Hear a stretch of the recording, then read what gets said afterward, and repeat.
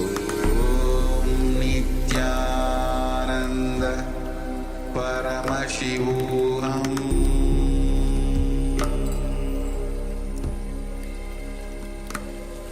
Om Nithyananda Paramashivoham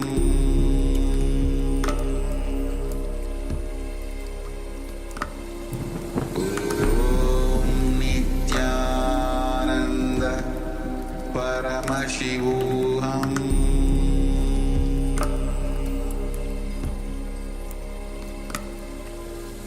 Om Nithyananda Paramashivoham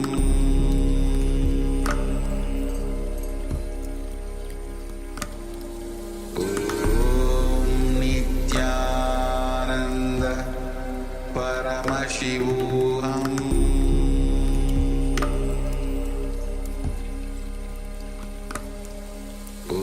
Om Nithyananda Paramashivoham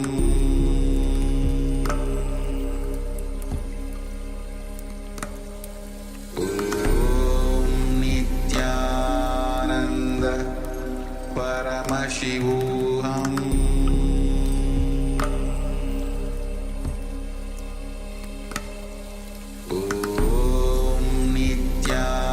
Nithyananda Paramashivoham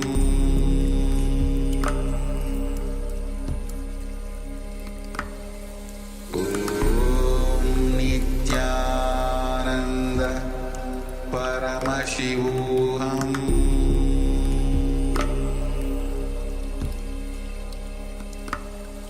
Om Nithyananda Paramashivoham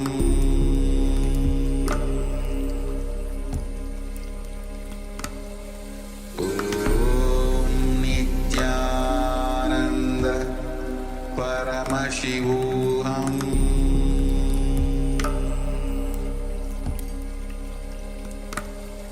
Om Nithyananda Paramashivoham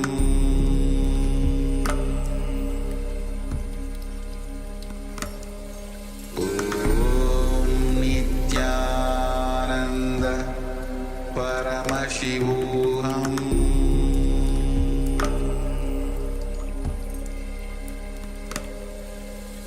Om Nithyananda Paramashivoham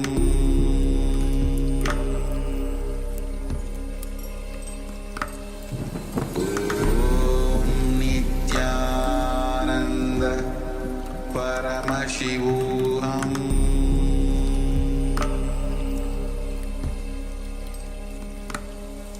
Om Nithyananda Paramashivoham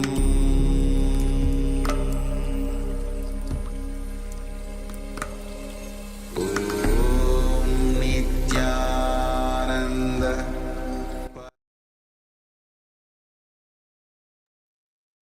Yes, relax now. Slowly, very slowly, remove your eye band.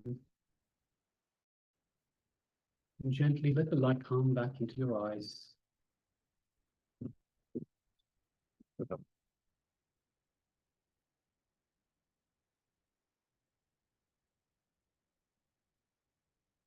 And once your eyes have adjusted for the new lighting, take a look and share with us what was revealed to you in your third eye. Tell us the details of the image that was displayed for you in the second round of Vama meditation.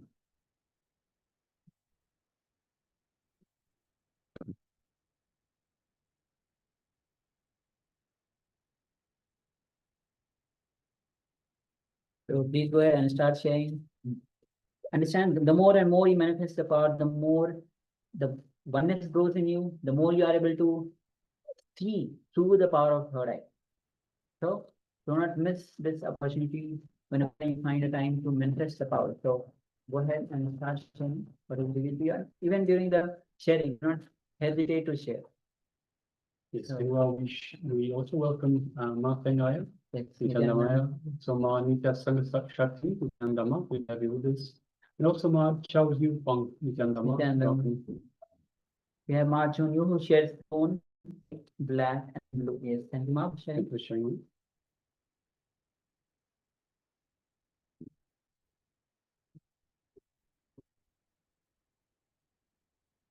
Yes.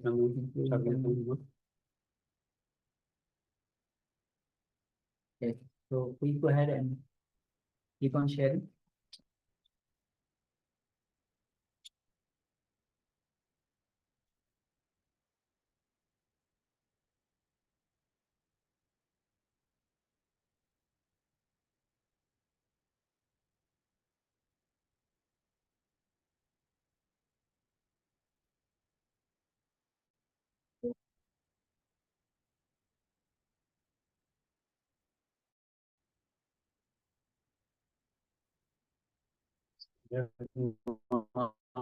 Energy that shares bright yellow, bright green, white, black, sun, fruit, yellow, and flower. Yes, thank you very much for sharing that. Yes, Yang Chao Chuan yes, shares saucer pyramid and squares of food on plate, a few house plants and a few people. All right, thank you for Thank you sharing. for sharing that. All right. So with this, let's move to the verification. If you are still sharing, please continue to share. Meanwhile, we'll be projecting the image on the screen. Yes, so this is the picture. So it's basically a Shiva temple. You can see a huge Shiva deity, the statue itself. You can see the clouds, people around, on the stairs and around. Yes, so this is the scene. This is the picture that we had shown. And of course, you can see little, if you go a little more deeper, you can see lion, tiger skin, trident, and so many other things. For sure. All right, so let's have a look at the sharings. We have Mark Chun Yu that shares stone. We definitely have lots of stone, right? It's a stone temple. White, we have definitely white. We have the white for the stairs, white for the roof, circular, semicircular roof of the temple itself. The walls. Also, we have the clouds in the background. So yes, there's lots of white, and also people wearing white. So lots of white. Yes, we have black. We definitely have black as Vama. So we have black. Some people are wearing black. We have Shiva's jativas that are black. We have what looks like some lingers around the temple at the top and the bottom that are also black. So there are lots of black as Vama and blue, definitely. So we have Shiva is depicted in blue. We have the blue of the sky. So yes, congratulations, Mark. There's everything is correct. Yes, well done. Congratulations. Thank you for manifesting and for sharing this. My hand she shares purple. The blue itself is kind of giving a purple. Actually, the cloth one of the person that is wearing is purple, bright yellow. So yes, we have definitely bright yellow, green, light bright green. If you just look around, some people are wearing the cloth. Even the structure is having, yes, the structure is having just in front the as the green, light green color. White is just filled with white. Black, as already mentioned, we have the black sun. Sun, though it's not directly visible, but of course the sun, it's a daylight. Sun light is falling through. So it's a temple. So even though fruit is not visible in the picture, but because it's a temple, so flower and fruit has to be there. And below.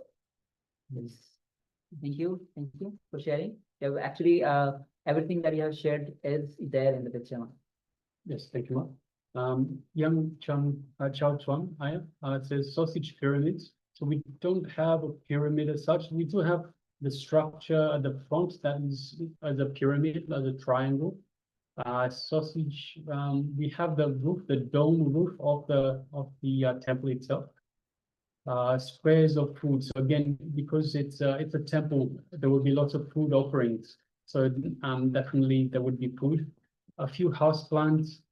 Yes, there's generally plants around. We can't see too much. We can see at the top left-hand corner what looks like a leaf and parts of a green plant, and also towards the right just above the stairs, we can see some what looks like some leaves. So we definitely have plants, and there will be some plants around as well.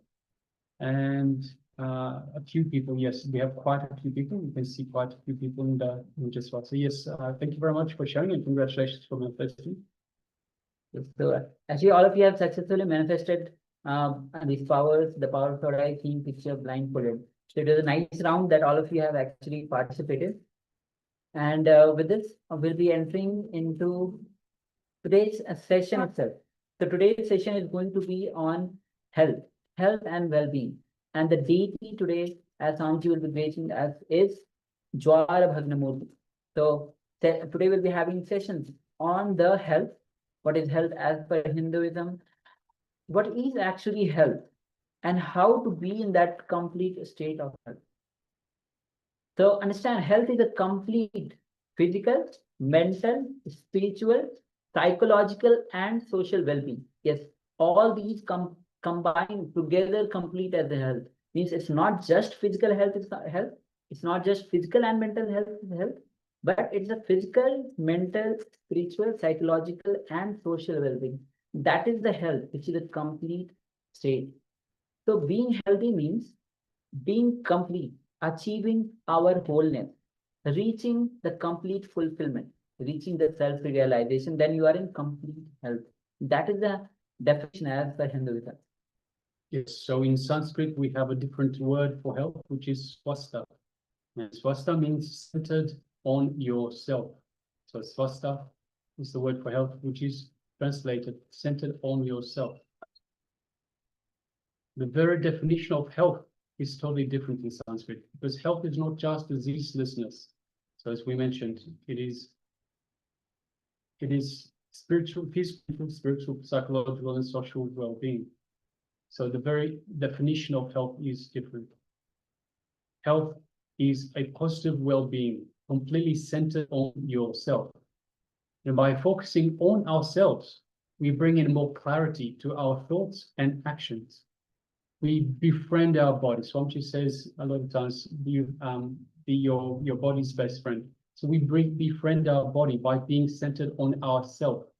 We connect to our breath. We relate better with those around us, and we start dropping our tight personal boundaries. So good health is not just absence of disease, it is a positive well-beingness. The very purpose of our existence to achieve the ultimate experience of consciousness, which is the ultimate bliss, and to feel bliss continuously within us, and to float with the blissful lightness is what is called as Arogya. That is called as good health. So only when you are floating in that bliss, that ultimate bliss, then you are in actually good health. That is the real definition as per Hinduism. Yes, so what our modern medicine has missed. So the fundamental blind spot with modern medicine is not accepting the role of consciousness and treating the body as a biomechanism. But our body is pure intelligence. It's not just a biomechanism. It is force plus intelligence, as Swamiji beautifully tells us. It can respond to every single thought of our mind. So let me say that again. Your body can respond to every single thought of your mind, and it does. Reaching and achieving the zone of intelligence or the space of consciousness is our goal. But unfortunately, we accumulate too much of negative emotions, too much of toxins in our system. And for that reason, we are not able to achieve the deep, blissful or restful awareness. So detox is very important for reaching this deep, blissful, restful awareness. All of our diseases are actually psychosomatic, which means they're in our head, meaning our disease systems, our disease stems from the negativity and disturbances in our mind. And they originate from the mind and are then expressed in the body.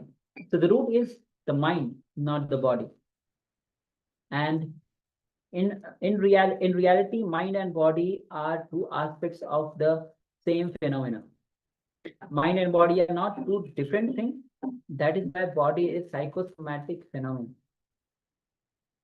So mind is a subtlest part of the body, and body is the grossest part of the mind. Both body and mind affect each other. So again, once again, diseases are from the mind. They are expressed in the body. Yes, the body responds to every single thought of our minds. It is created, maintained, and destroyed according to our thoughts. So let me read that once again. Our body responds to every single thought of our mind. It is created. So our body is created. Our body is maintained. Our body is destroyed according to our thoughts. That's why it's important that we have positive thoughts about our body. So we don't push any part of our body away, because we are cutting it off. We are actually cutting it off. So you can, if you cut something, the energy to a body part, then it will simply die away. So it's important that you don't do that. So our body is created, our body is maintained, and our body is destroyed according to our very thoughts. The goal, of course, is reaching and achieving the zone of intelligence, the space of consciousness. And Swamiji beautifully tells us it's not as difficult as we think. And there's a clear connection between the way you think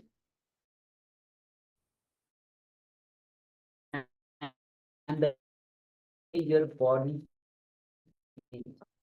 Just think, and taking charge of what occupies in your mind can improve your physical health and well-being. So, while positive thinking won't cure anything, a healthy mindset is a key component to healthy body. So, what you think of, what your mind occupies, if that can improve your health as well, it can bring you health. Yes, so once again, the body can hold energy. We can create the body that we want. Our body can hold energy, it can hold our thoughts, it can hold our memories, and it does. The unconscious zone is filled with negative memories. This is the main problem that we face. Our unconscious zone is filled with the negative memories and the restlessness that we hold. All of our past memories, known as samskaras, all of our past thoughts, our thought patterns, are stored in this zone as files. Psychologists use the word engram to describe deeply engraved memories. And these are the cause of our mental and physical suffering.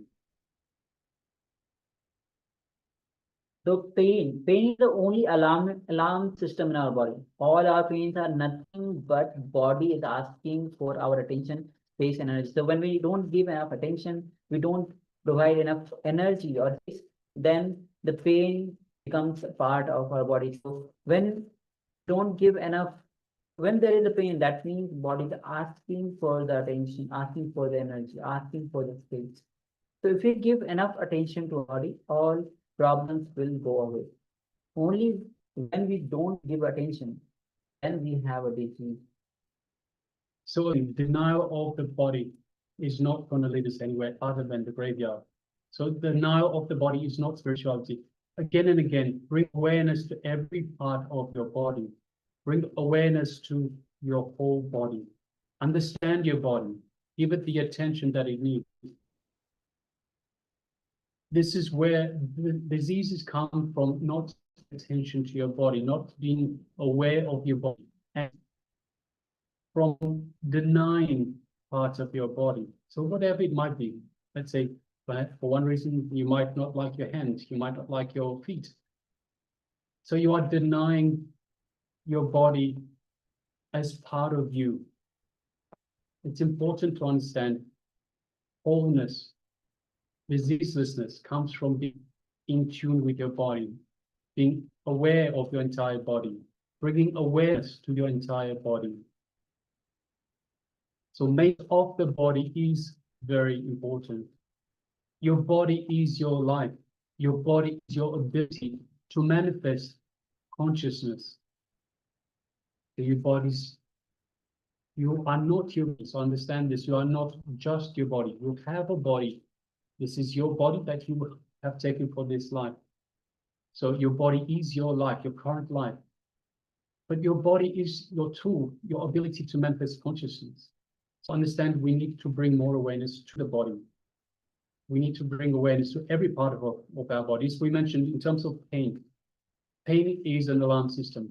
Wherever you have pain, bring awareness to that area. Give it the energy that it requires to heal itself.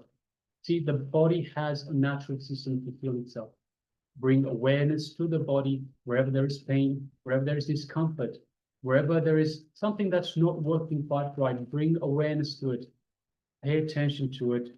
Give the awareness it needs so it can heal itself. The body will heal itself. So as how Swamiji actually supports healing of the whole body. As you go throughout the program, you learn various detox processes. So detox processes remove toxins and restores chemical balance of the body. Then deprogramming, all the wrong mental setup that we have gathered through years. So those wrong mental setup is removed from the mind. Deconditioning means all the wrong conditionings from the society, removal of the social conditioning, and inhibition of the being is deconditioning. Then recharging, because after this, then it's recharging means energizing the exhausted body and mind. And reprogramming, creating a new mind. After deprogramming, creating a new mind. Rejuvenation, giving back life, giving back your life, transforms your consciousness and leads to the ultimate. Yes. So as we understood a little bit of the health, what is health as per Hinduism, what is actually health? That's the original state of health. Only when you are established in the ultimate bliss, only when you are established in the ultimate consciousness, the bliss, the health happens to you. All right, so just like to get a few people, everyone to please write down, share with us topic or issues that you've gotten from this opening session, because it is very important. So this is very important.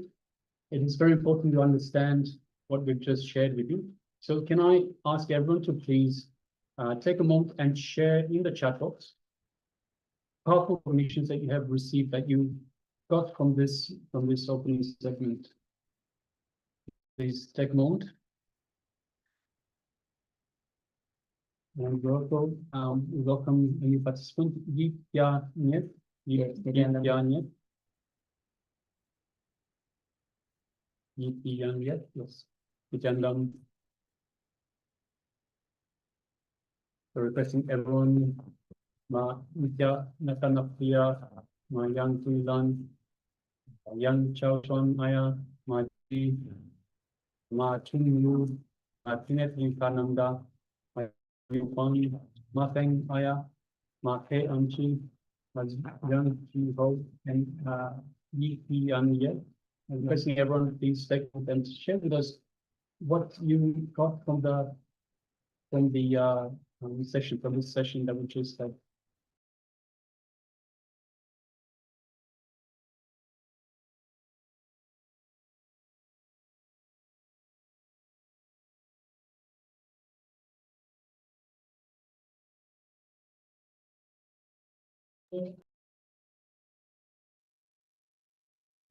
Yes, so please go ahead and share.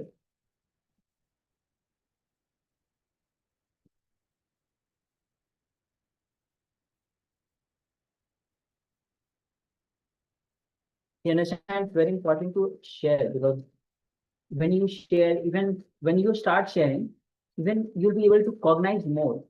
As in the first day we learned that 1/4 of the 1/4 is of the knowledge we learn only when we start teaching, only when we start sharing.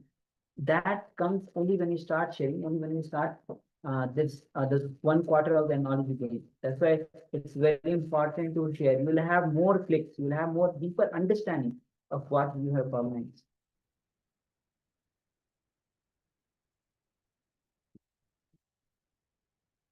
Yes, so this opening exercise, this opening segment is very important to build your understanding as a foundation for this health and well-being. So anyone that has any issues in terms of health and well-being. Anyone that wants to be a healer, you must understand all of these basics. These are very basics, very foundation that we can build on. So it's important that we get this right, that we get this understanding, we get this right understanding, right cognitions, so we can move forward from these powerful cognitions. So please take a moment and share.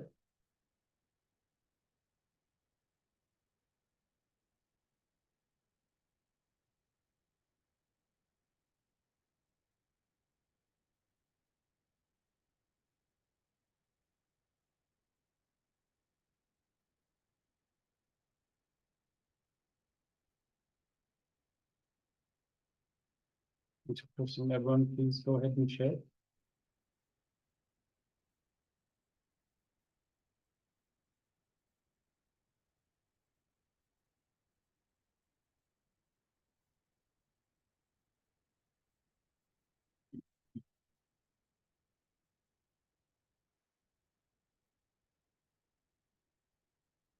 Ma Chiao Yu Huang, are you the translator?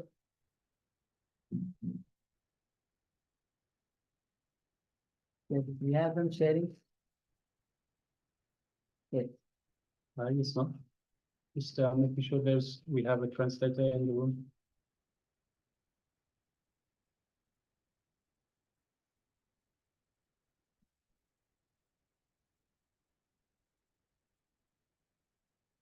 All right. So if you are still want to share, please continue to share. Meanwhile, we'll be moving on to the next detox. That the next session is going to be on the detox. Understand, Sanji has been telling about detox again and again and again. And just a few minutes back, we were discussing about the detox. Why detox is very much important? Because it removes all the toxins that we have gathered from years and years. So it's very important that we detox. So for everyone, please make sure that you do detox. It is very important that we start. See, we have all these toxins that we've taken in over the years. We need to detox so we can start again to build you up from the right base, again, the right foundation. So both right foundation in terms of knowledge, right foundation in terms of body, in terms of health. So it's very important detox. So right now we'll be moving on to the detox section, which is detox with durva grass juice. Okay, so understand, durva grass is the most sacred herb in Hinduism. Durva grass is used for worshipping God, especially Lord Shiva. So as such, it has a lot of spiritual and medical benefits. So of course, it is being used for the worship, but it has, when you take the durva grass, it has so much of spiritual benefits and the medicinal benefits. So the word durva can be broken down into two parts. One is duhu and avam, which means that which brings that is far away closer. So this is the meaning of durva grass. Yes, so let's just give you a quick little introduction about the durva grass itself. So durva grass is cooling, it's sweet, fresh, and green. It will balance your kapha and pitta components of the doshas. We'll have a look at the doshas in a little while. And it will help fulfill your thirst. So just a quick introduction. Now we're going to more benefit.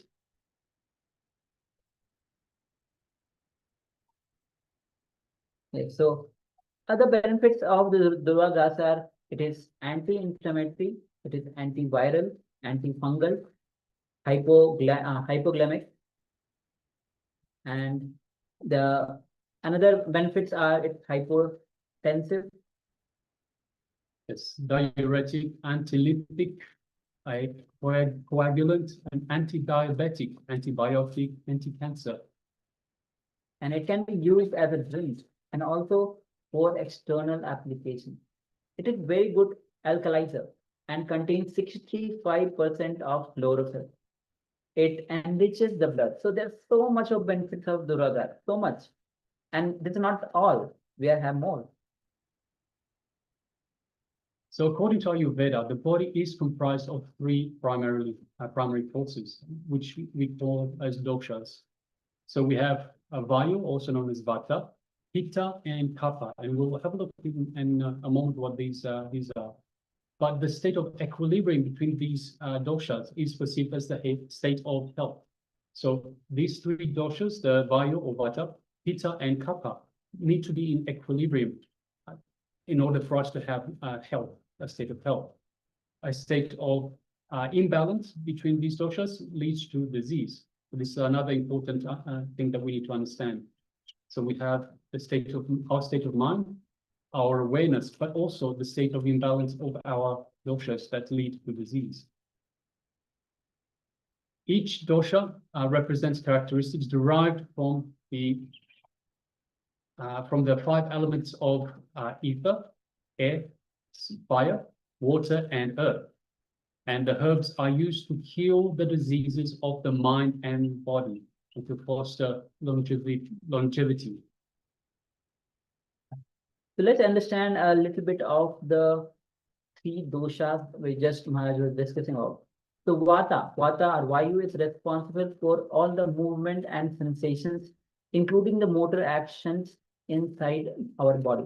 So in our body, if you just look at in our body, all the motor action, all the movement, all the sensations of the body is due to this component or this dosha called as Vata or Vayu. Next is Pitta.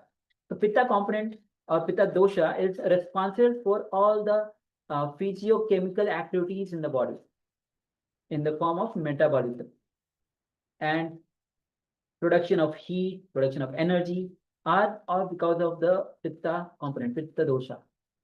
The next is Kapha.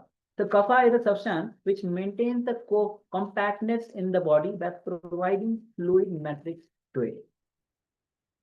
Yes.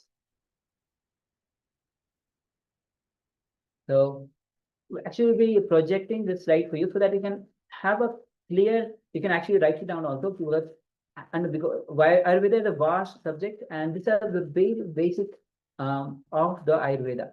So just take a moment, if you wish, you can write it down about the 3 doshas, the Vayu, Pitta, and Kapha. Vata, Pitta, and Kapha.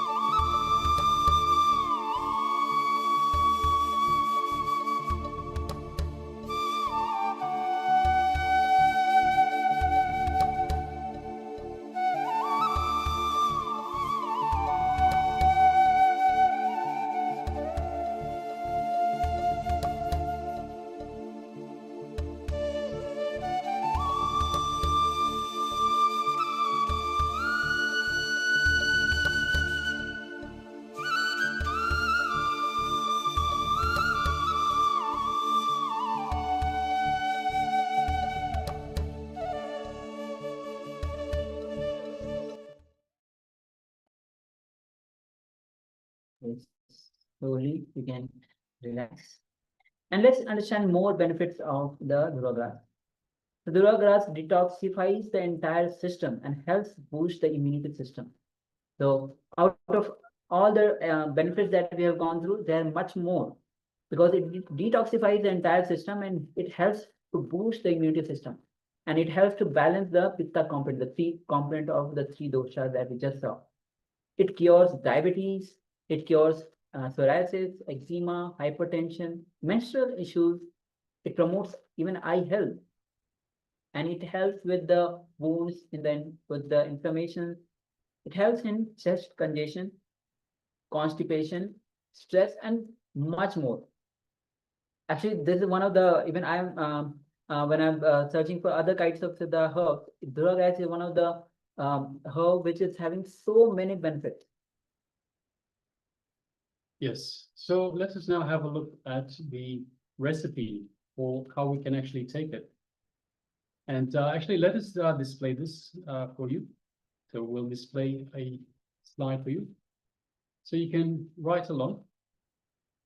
So you can take 5 to 6 branches of Durvagras, about 10 centimeters long each, wash it with salt water, and cut them with scissors. Then put the cut Durvagras in a blender along with some jaggery, which is the sugarcane, pure sugarcane, a couple of cardamom pods, half a teaspoon of cumin seeds. Of course, this is optional, it's up to you. The cumin will give it a more earthy taste. And that's it. So you just put it into a blender. Okay, now if you don't have the organic Durvagras powder, sorry, if you don't have, you can procure organic Durvagras powder. So if fresh Durvagras is not available in your location, you can have some Durvagras powder and use that. You can add about 15 milliliters of water and blend properly in the blender. And then after filtering, so you'll need to filter because there'll be stuff left over. So after filtering, dilute the mixture in a 6:1 ratio. So for every 50 mils, add 300 mils of water. So take a moment and write this down. Write this recipe down so you have it for your reference.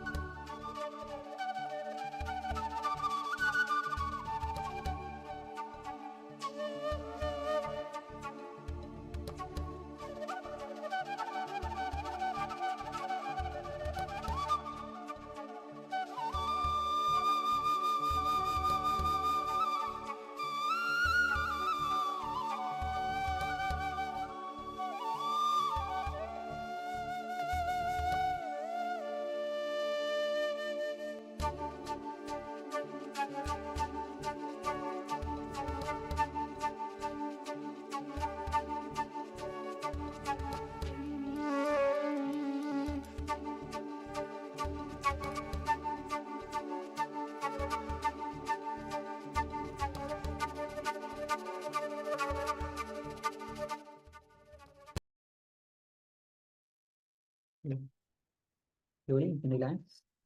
And understanding the benefits of the raw grass. So much of benefits. We hope all of you have noted down the recipe of the raw grass juice. So with this, now we'll be entering into today's session itself about the introduction to Arogya Spurana. As Swamiji said, that Arogya means actually it's a Sanskrit word which means health.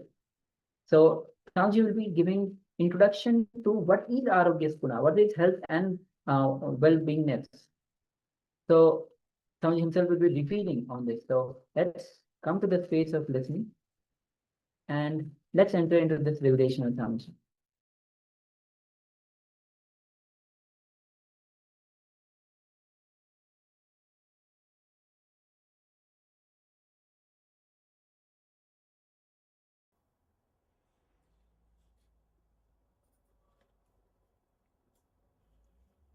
Health is not just diseaselessness. It is a positive well-being, completely centered on yourself.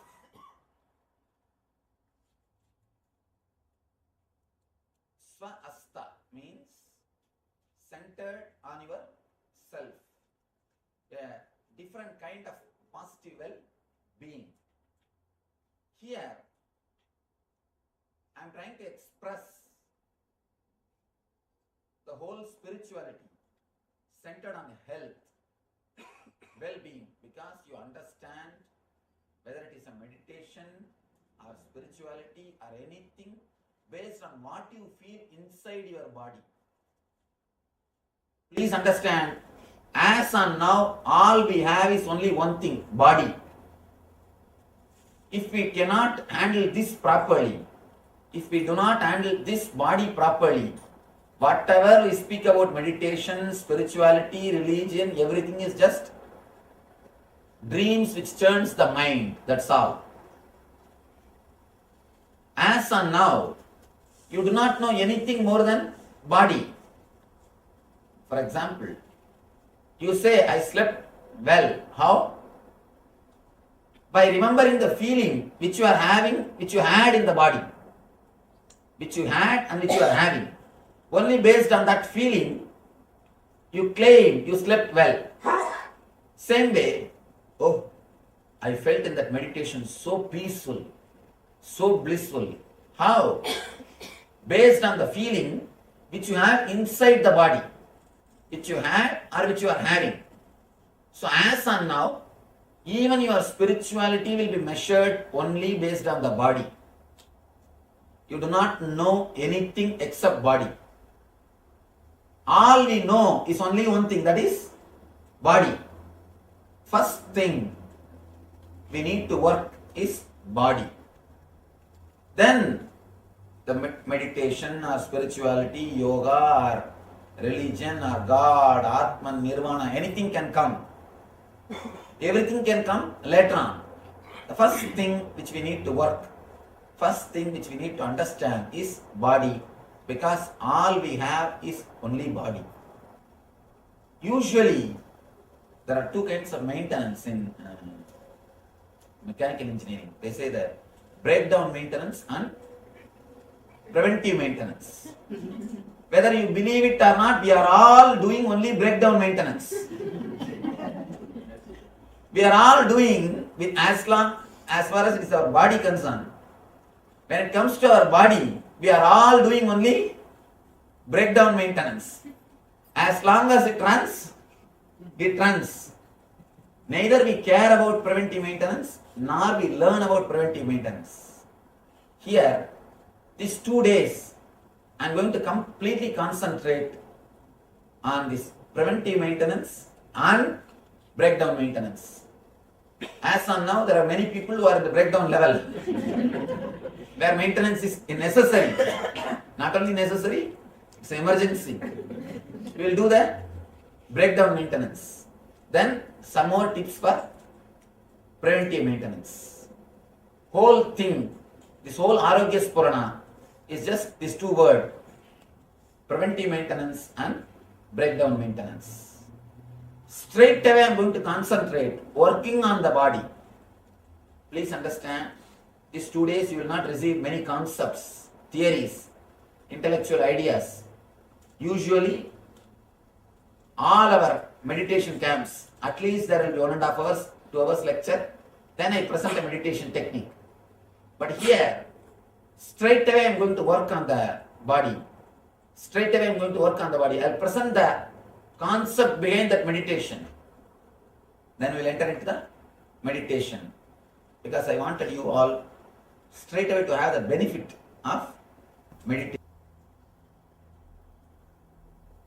Basically, if you already heard or attended some programs, you know the basic concept of how the body and mind and being are connected intimately. Here, instead of trying to present concepts, I wanted 2 days to be completely spent on meditation techniques. Continuously working on yourself. Working on yourself. These 2 days, I'm going to concentrate only on body, only on health. Then all the enlightenment, meditation, everything can come later on. Let all those things come later on. All those things are secondary. Please understand.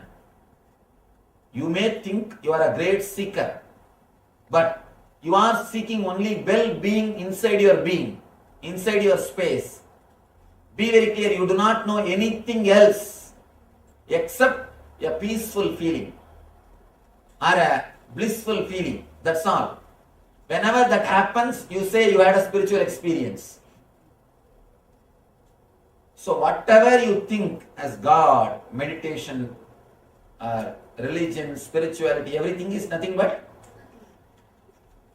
peaceful or blissful feeling inside your being. As on now, we are not easy with ourselves. Some reason, I can say social conditioning or torturing yourself.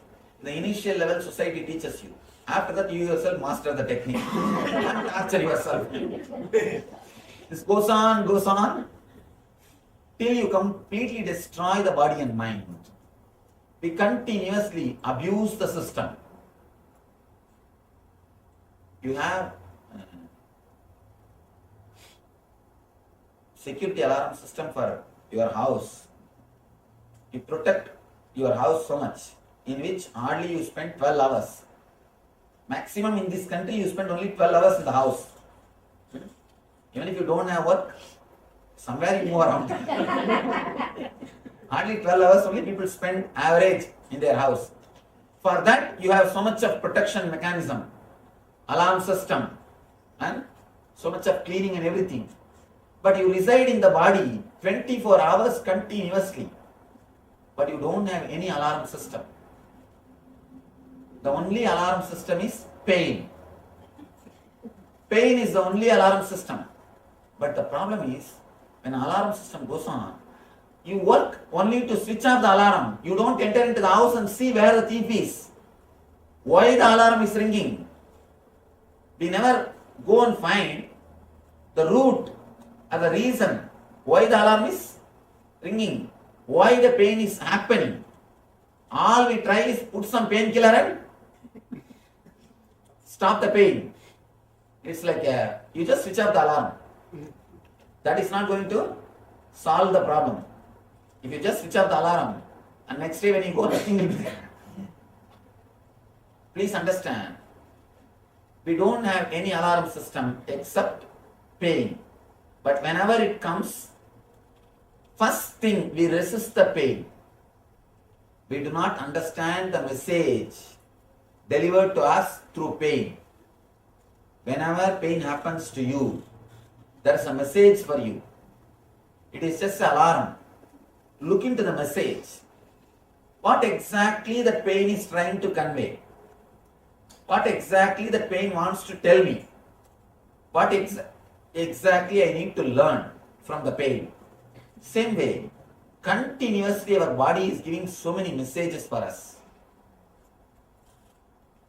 According to Ayurveda, not only according to Ayurveda, according to the truth, human body is the most sophisticated, intelligent system in the whole planet Earth. if you see 2-3 things. First thing, converting blood into blood, which every day your body does. People come and ask me, Swamiji, why don't you do some miracles? Why don't you show us some miracles? Why don't you convert water into wine? Converting water into wine, breweries do. You don't need to be God for that. Converting water into wine is a great spiritual quality. That's what all the breweries are doing. Converting man into divine is the real thing, not converting water into wine. Anyhow, I always tell them, your body, see the miracles done by your body. Every day the blood is becoming blood. Whatever you add into your system, that becomes part of your system. If we have to do this mechanically, converting blood into blood, if we have to do it mechanically, we need an industry which runs 3 miles length. Scientists say 3 miles length the industry will run.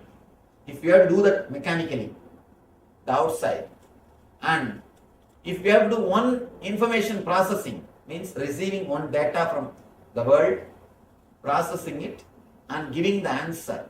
For that, you need a computer which will be 3-story height. If we have to do that, for example, now you are seeing me. This scene goes inside and you process it. First you do that neti process. This is not a tree, this is not a animal, this is not this. You do the excluding process. Then you start identifying. This is it. Then all your past memory comes. Your past memory with me. Then you decide. Sit here, listen attentively. For this simple process to happen, you store so much of data, so much of information. If we have to do this mechanically, we need a computer which will be 3-story height. People come and ask me, Swamiji, my mind is too noisy. I wanted to silence my mind. I wanted to experience silence. I tell them, never say, for the amount of work which your mind does, your mind is not too noisy. It is completely silent.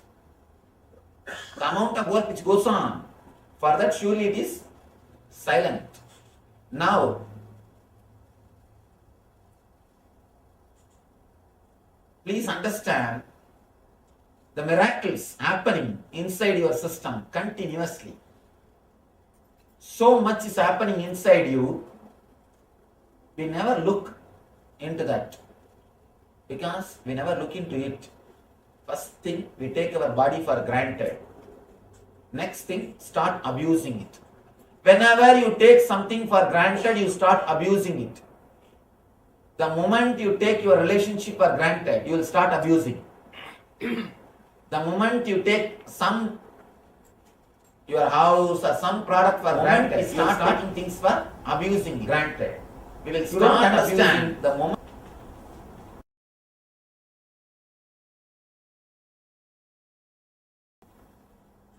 The body completely, how much is happening, and moreover, these people, I have seen many times, these people who do whatever they want, finally they come and tell me, especially the so-called traditional Vedantis, they always come and complain to me, Swamiji, because of body, I am destroyed, because of my senses, all my life is wasted. They read some here and there some books and start abusing the senses. They continuously complain, no, my whole spiritual life is spoiled because of my senses, Swamiji. Because of my senses only, my whole life is spoiled. Please be very clear.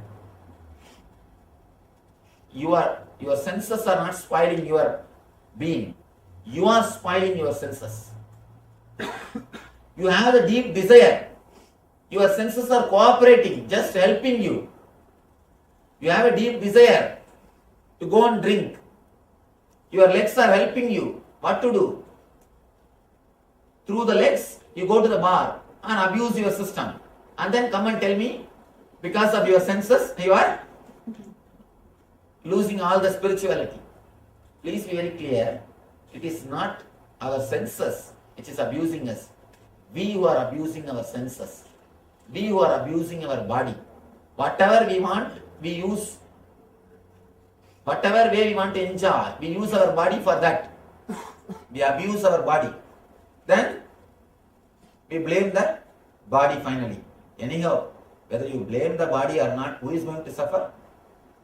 You are going to suffer. Now, instead of doing this blaming game, he is the reason, see after that Katrina, each one is blaming one person. See, these guys can do the blame game later on, but who are suffering? So now, we don't have time to do the blaming game. Blaming this person, blaming that person. Let us find out the root and start healing it. Let us find out the root and start healing it. Never, never, never abuse the senses. Never, never, never abuse the body. Never disrespect the temple in which you are staying. First thing, we don't have respect for ourselves. That is why we go on disrespecting the body. If you have respect for yourself, you know you are staying in this body. Naturally, you will start respecting it. I have expressed so many thoughts, so many ideas to maintain the body and the mind with a deep easiness, the deep connected feeling. Now, of course, I have expressed this in different places, in different discourses, different camps, different ways. Now I am trying to collect all the thoughts and present it in one form, in one set, only based on the physical health. Giving, meditation, yoga, pranayama, whatever. We have so many different abilities of our being. One, we can change the energy through the breathing. Next, we can change the energy through visualizations. We can change the energy through kriyas. We can change the energy through meditation. We can change the energy through verbalization. I am using all these things, above all, the energy of consciousness. Whole thing just to make you healthy. These 2 days, please do not ask any question which is not related to health. Put questions only which is related to health. Let us first work on them. To tell you honestly, people are not ready to sit 2 days for their body's sake. If you give them some promise, God will jump on your head, or some gold coins will be showered on your head, and you will have dabbu. Then they are ready to sit for even 1 month. But if I tell you will feel healthy, you will be okay. No, already I am healthy. What is there? Especially as Indians. Indians don't have health consciousness at all. Completely, once it breaks down, only then they even look at the body. Only then they look at the body. Body is the last thing in their laundry list. In their laundry list, body is the last thing. Anyhow, at least now, let us work on the body. Let us work on the preventive maintenance and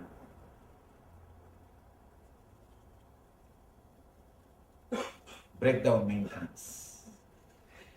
Please understand, I am not teaching any morality. I am not teaching any spirituality. I am not giving you any experience of spiritual things. I am not asking anything. I am not going to talk anything about spirituality. We are going to straight away work on your body. I am not going to give you any theories. And to tell you honestly, I don't believe in theories. I don't believe in talking. I don't believe in words. But straight away, if I ask you to meditate, you people will have so many thousands of doubts. Just to convince you logically, I speak few words before the meditation. Let's do some work. Let us work on the body. Let us do something. Vivekananda says beautifully, if you can imbibe just 5 concepts in your life, that is 10 times better than reading the whole library. Reading the whole library. There is no need to read the whole library. Just bring it to just let us work. Work on the body, work on the mind. Even for spirituality, working on the meditation only will work. That only will help. I always tell people, your work will speak for you. Your speaking will never work for you. Your speaking will never work for you. Your working will speak for you automatically.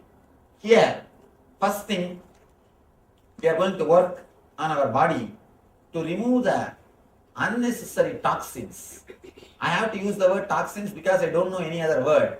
In Sanskrit, we call them dosha.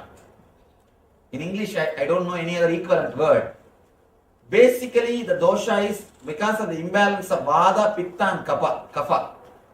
These 3, then you will be able to understand, because there is no exact translation. It's all the words I am using are from Ayurveda system. The exact translation words are not there. Even the Ayurvedic books, English books, they use the same word only. They just give the meaning and they use the same word. All these 3 are responsible for our body functioning in a balanced way. Same way, all these 3 are only responsible for all our diseases. All our diseases. When we work on these 3, whatever we have inside the body, it can be completely healed. It can be completely healed. One more thing, when we work on the Vata and Pitta and Kapha, even your bone structure will start healing itself. If somebody has got bone problems, even that will start healing itself. Because bone also is continuously created our body. Don't think you have the same bone structure. Continuously body is healing itself. Continuously body is altering itself. Continuously body is doing the repairing work. Because it is intelligence. As I was telling you, our body, human body is the most intelligent system in the whole planet Earth. The amount of work which is happening inside, if you see, it is equivalent to the amount of work which is happening in the cosmos. That's why they say macrocosm and microcosm. Macrocosm is this universe. Microcosm is this body. Brahmanda and Pindanda. In Ayurveda, we call the body as Pindanda. Pindanda means the universe in miniature form. It is not just the body. It is the universe in miniature form. This universe in the miniature form. So please understand, we are going to work on the microcosm, which is intelligence. First thing we need to understand, we need to realize your body is intelligence. It is not dead as you think. It is not just biomechanism as you believe. It is living intelligence. It responds to your thoughts. It responds to your thoughts. A simple experiment. If you close your eyes and remember your enemy, enemy means person who gave you money and asking back. To whom you gave money who is not giving back. Just remember that person. Within 2-3 minutes the BP will increase. BP will increase. And the pulse rate will change. Your whole temperature will be different. Means what? Your body responds to your thoughts. Your body responds to your thoughts. Same way, any scene or coding which awakens fantasy, immediately the body temperature is different. Immediately your body is different. Please be very clear. Your body responds to your thoughts.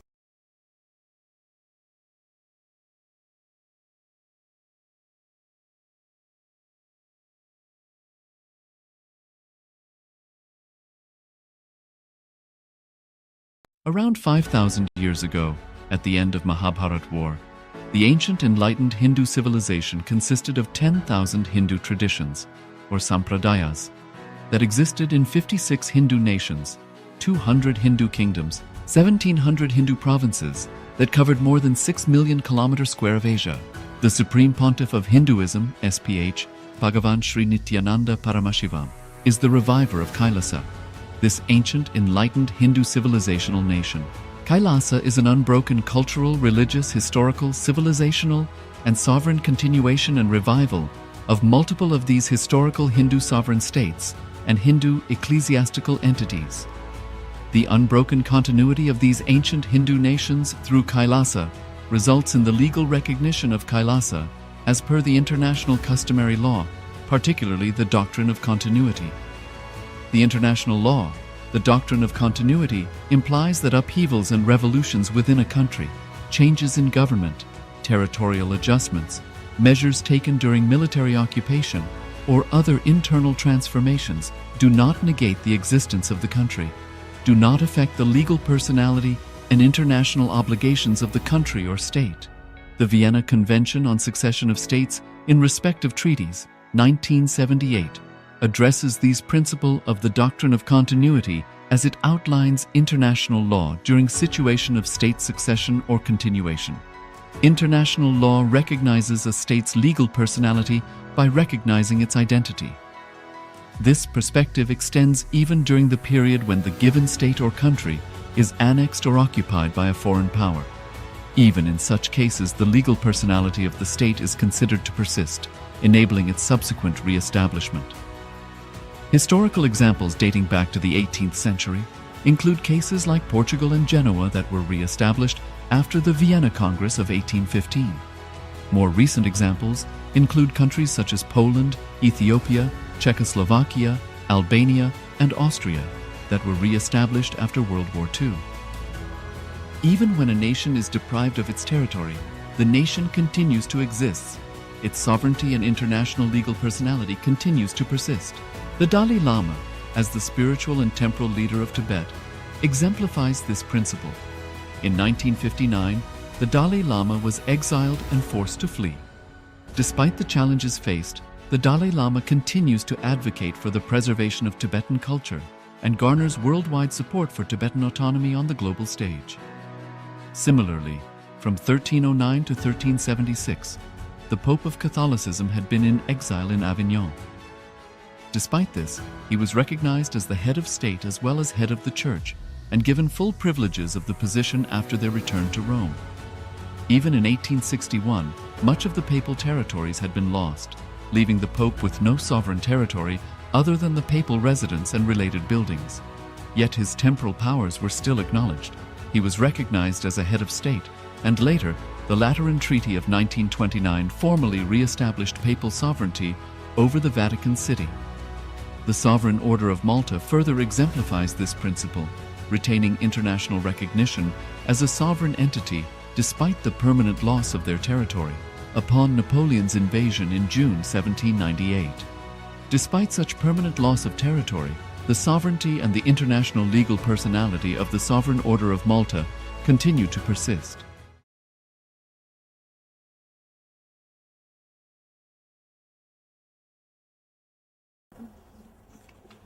Please understand, 3 level pains, superficial, irritations like a ulcer or wheezing, that type of things.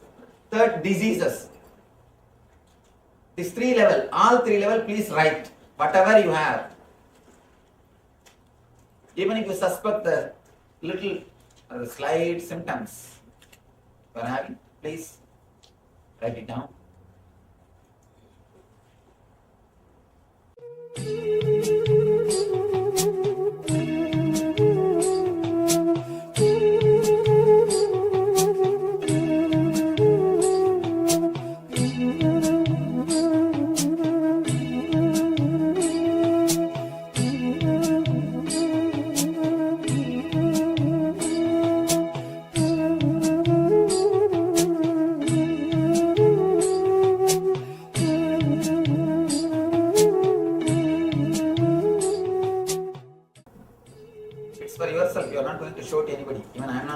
so you can write clearly.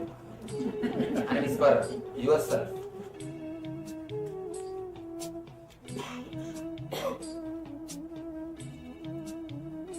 And keep it safely with you so that the next person doesn't read. Don't copy from the next person. Don't show it to that person and don't copy from the next person. In Indian schools, the copying is a big problem. These kids, without even knowing what they are copying, they copy. Once really it happened. One of my classmates was sitting and copying whatever I am writing. Simply the teacher caught hold of him and he corrected the paper. Because the question is, what is your name? He simply wrote what I wrote. So, please don't copy.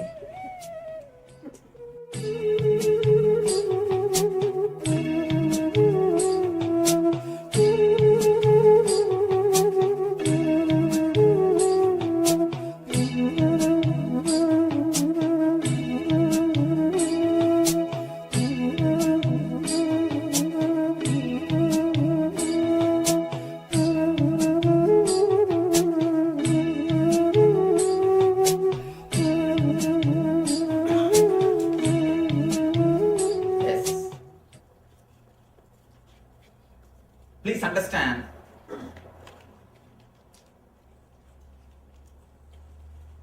if you already attended some of our programs or if you already know me, you may be knowing.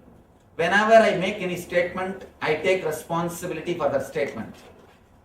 Now I tell you, even though it feels too good to be true, I tell you, whatever you have written will disappear. You may think, what are you talking so much? Please understand,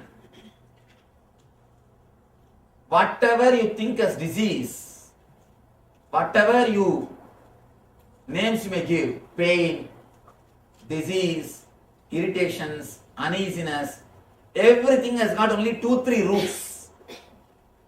Just 2-3 roots in your system. Because we do not go and touch the root, because we do not handle the properly, we continue to struggle and suffer. I am giving you this statement, what I wrote.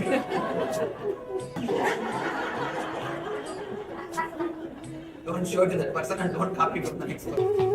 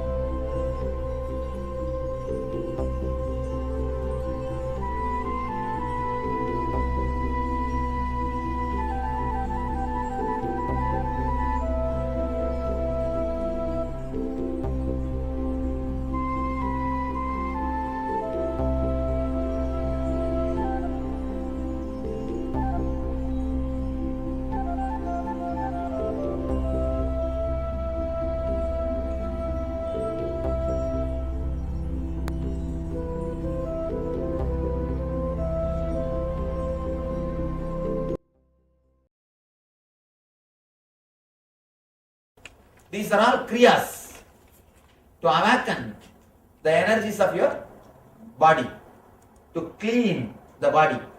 I can say it's one of the important kriya from Ayurveda system. It's a 30 minutes kriya.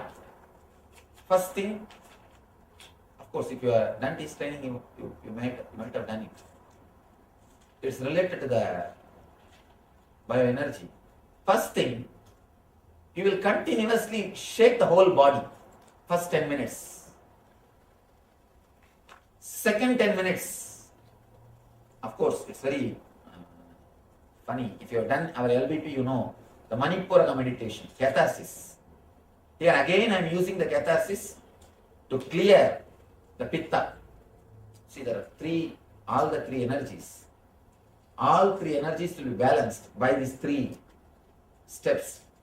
First 10 minutes, I wanted you to completely shake the body. If you have you seen the Parkinson's people?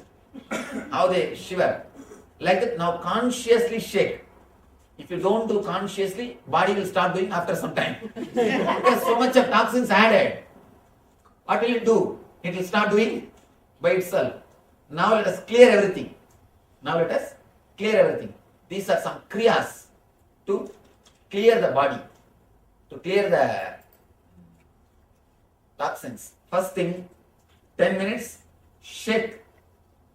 Completely shake the whole body. Don't allow even a single energy center to rest. According to Ayurveda, we have 74,000 energy center in our body, the head. 74 in the body. And you will be surprised, only 13,000 you use from your birth to death. From your birth to death, you use only 13,000. All other energy centers, they take VRS without even joining the duty. They just take VRS without even joining the duty. They never come to life. You never use them. Now, you are working to awaken them. First thing, 10 minutes, completely, wild way, shake your whole body. Your hands, legs, neck, the whole body, as wildly as possible. Let it become like a liquid. I'm just making your whole body as a liquid. As of now, it is solid, just tensed like a stone. That is why you will never allow the energy flow. That is why you never allow the self-healing effect to happen in your system. Whatever prints are there, just you hold them. You just hold them. You never let the breeze in. Here, by shaking the whole thing, your whole body will become like a liquid. Don't be afraid. These are all foolproof, solid techniques. Anybody having heart problem? Only people who are having heart problem. Those people don't do. I'll give you a little altered technique. For how many? Only one? Please raise your hand. Yes. You people will not do this meditation, and others can do. Just shake the whole body, neck, head. Do not allow even a single energy center to rest. Just for 10 minutes. In a wild way. The next 10 minutes, if you have done LVP, you know, the Manipura, the catharsis. Just create whatever sound comes in your mind. Just create whatever sound comes in your mind. You may think, what is this, Swamiji? You will look like a mad. Please understand, if you don't become mad now, you will be mad in the house regularly. Continuously you are vomiting on others. Don't you see? The irritation which you are carrying inside only, you are vomiting on others. Even for small things you shout. Even for small things you shout. You wait people to do mistake so that you can relax. You can just catharsize. You can just feel little empty. You are just overflowing with irritation. You just wait. A small sound is enough. The sound which you create will be 10 times worse than that small sound. Child, if it drops a tumbler, That is one small sound, but sound which you create. Have you no sense? What are you doing? You will be creating 10 times more sound. Wife, when she keeps a coffee cup, a small sound enough. Have you brought from your father's home? Then she will start. The job which you are doing, coffee itself is too much. Keep quiet and drink. And then the whole thing, whole drama starts. After that, you know what usually happens. Anyhow, we are just overflowing with irritation. We are just filled with irritation. That is why we don't feel comfortable wherever we go. Whether it is some party or house or office, continuously sitting and watching like a supervisor. Long face. The Buddha. No, really, that's what we are doing. Please understand that is what we are doing. Because we don't feel comfortable with anything. Wherever we go, we just continuously try to protect ourselves. Should I be here? Should I not be here? What am I doing? These things are going well? Or am I maintaining my status? Continuously, you are bothered. That actually, you do not know the amount of irritation which you create inside you by continuously protecting your so-called status or prestige. Please try to relax. At least now. Of course, from Monday onwards, you do whatever you want. Now, if you can relax, it will be easy for you to get healed. It will be easy for you to remove the Vada, Pitta, Kapha inside you. And please be very clear, Vada, Pitta, Kapha, all the three are directly related to your mind. Your Pitta is directly related to visualization. Vada is directly related to verbalization. And Kapha is related to consciousness. That is why if the Pitta becomes too much, your visualization will be imbalanced. See, people who can't visualize things properly, naturally we tell them, I think the Pitta has gone to head. That is why he is not able to visualize. When you drink, why do you see 2-3 forms? Yes. Because the Pitta is imbalanced. If you drink too much, you start seeing 2-3 forms. You start seeing so many things. Yes. One guy goes to the hospital with his friend. The friend is fully drunk and is lying. Goes to the doctor with his friend. This guy, both are drunk. And this fellow a little too much, so is flat. Doctor comes and he does the first aid. The doctor asks the guy who is lying, hey, what's happening to you? What's your name? This guy tells his name. My name. Something. Then he asks, are you seeing animals all over the room? Are you seeing different figures all over the room? Are you seeing some ghost? This guy says, no, I am not seeing anything. I am perfectly alright. I am not seeing anything except you. Then the doctor says, oh, no problem. Then you are alright. By tomorrow morning you will become alright. But the friend says, doctor, please do something. You know, I know, room is filled with animals.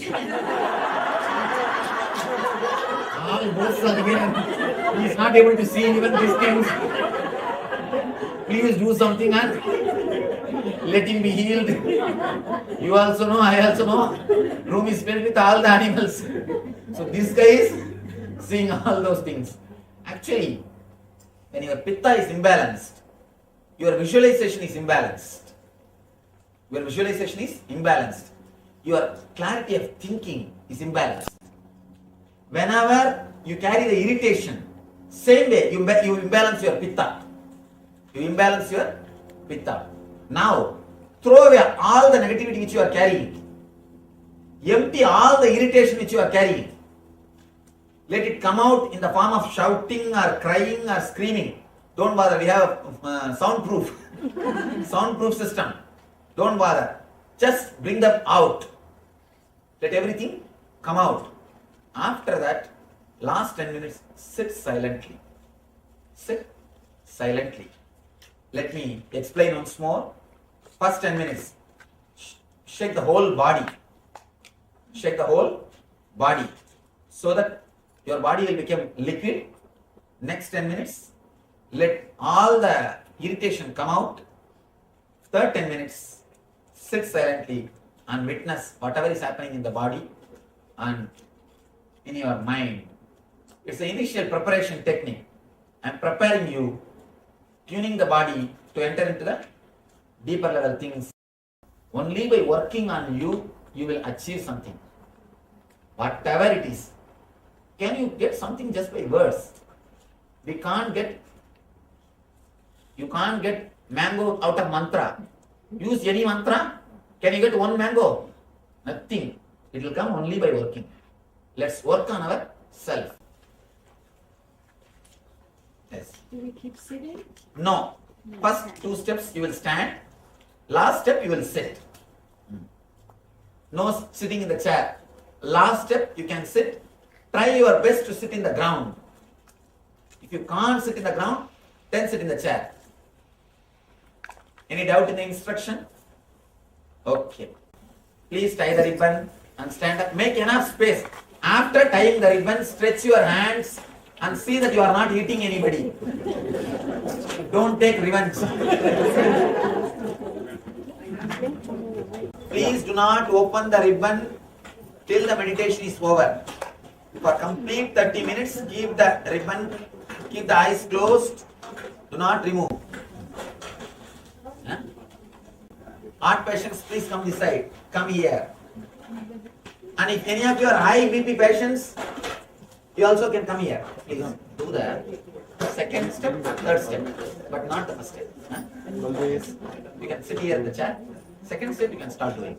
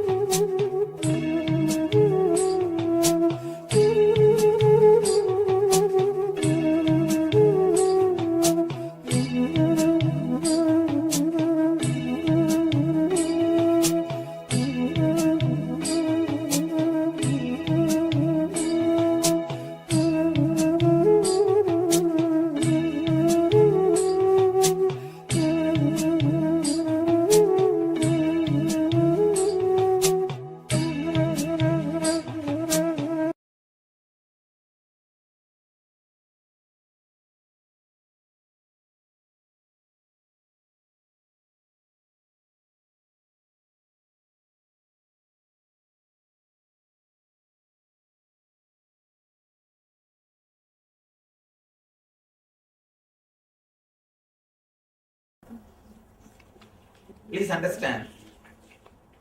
3 level. Pains, superficial.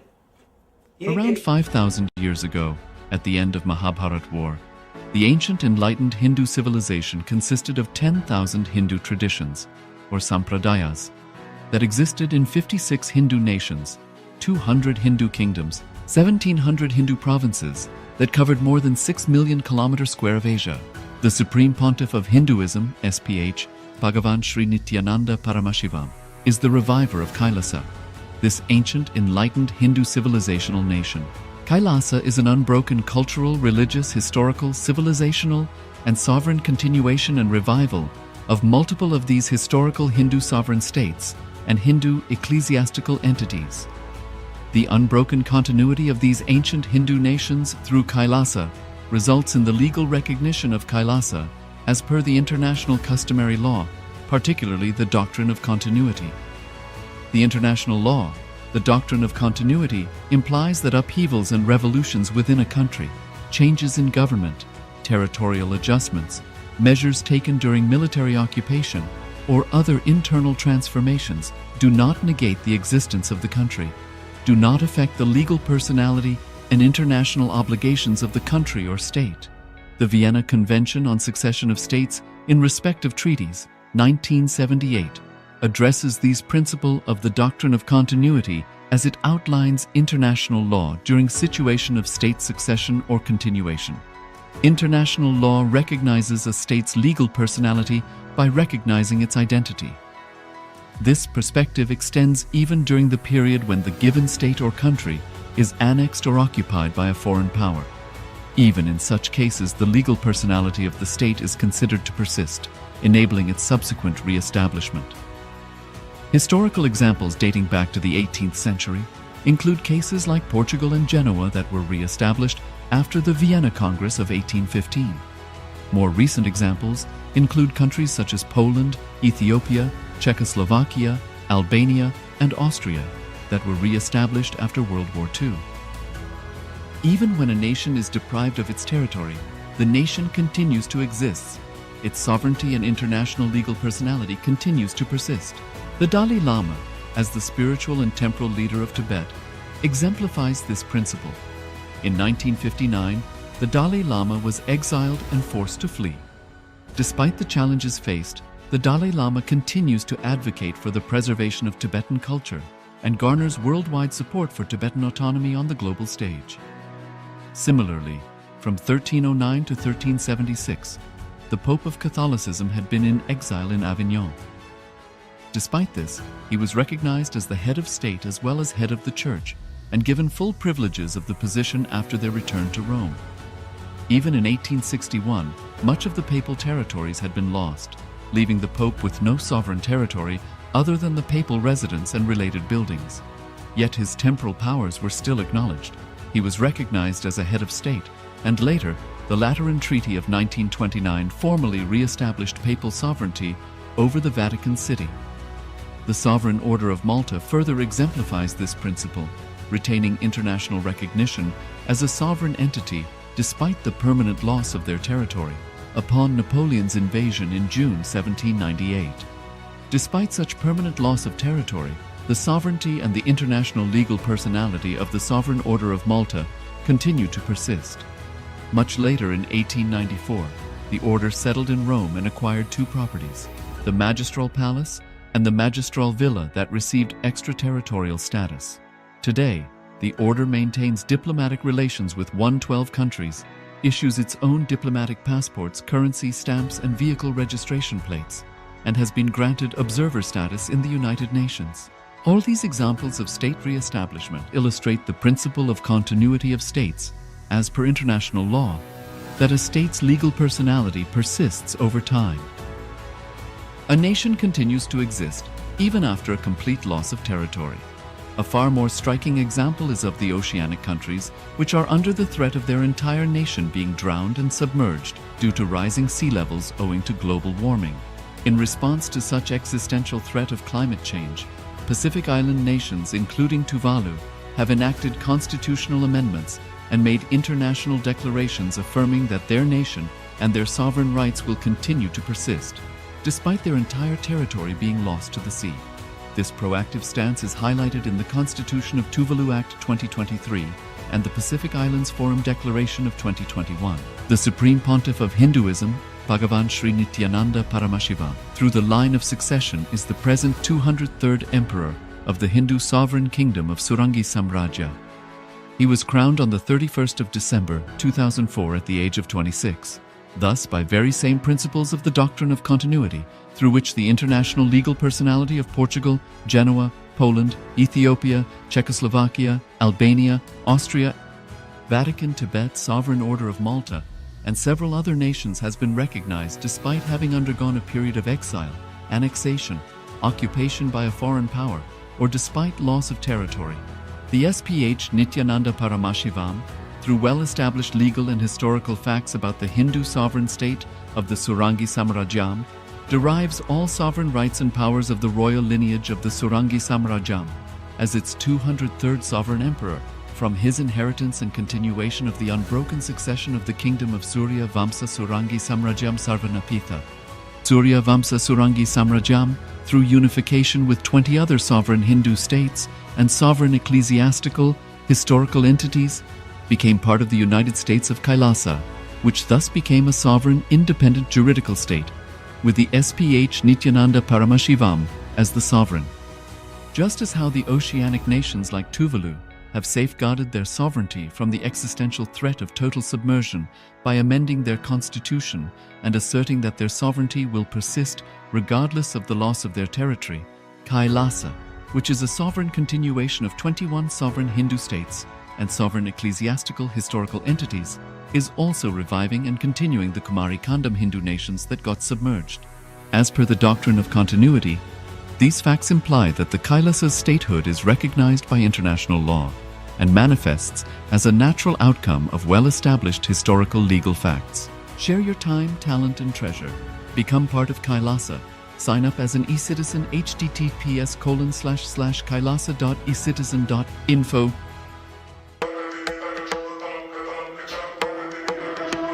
With Paramashiva's grace, we have evolved UAN, United Nations for Ancient Nations. Paramashiva successfully manifested, and now he is introducing this to all of you, to the world formally, United Ancient Nations. It is United Nations for Ancient Indigenous Nations. This is a profound intergovernmental body. More than 100 ancient nations are already part members of this UAN. It is to unite and support all the indigenous nations, indigenous kingdoms all over the world.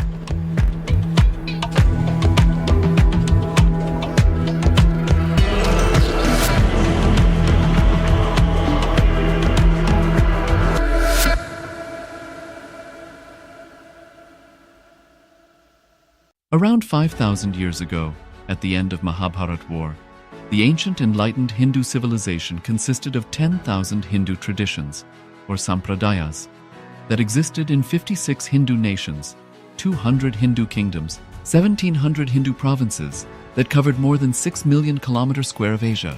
The Supreme Pontiff of Hinduism, SPH, Bhagavan Sri Nithyananda Paramashivoham, is the reviver of KAILASA, this ancient enlightened Hindu civilizational nation.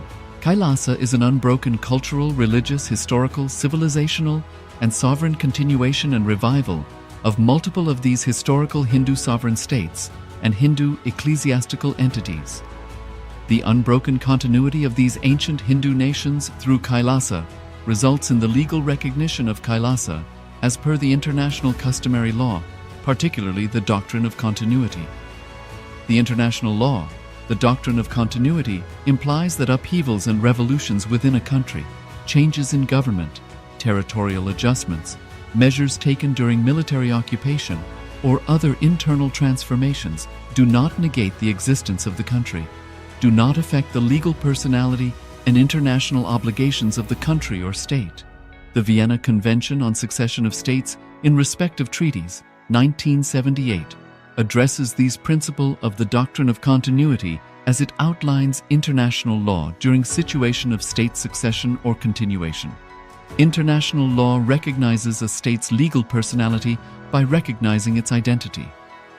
This perspective extends even during the period when the given state or country is annexed or occupied by a foreign power.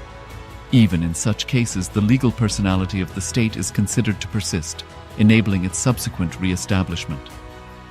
Historical examples dating back to the 18th century include cases like Portugal and Genoa that were re-established after the Vienna Congress of 1815. More recent examples include countries such as Poland, Ethiopia, Czechoslovakia, Albania, and Austria that were re-established after World War II. Even when a nation is deprived of its territory, the nation continues to exist. Its sovereignty and international legal personality continues to persist. The Dalai Lama, as the spiritual and temporal leader of Tibet, exemplifies this principle. In 1959, the Dalai Lama was exiled and forced to flee.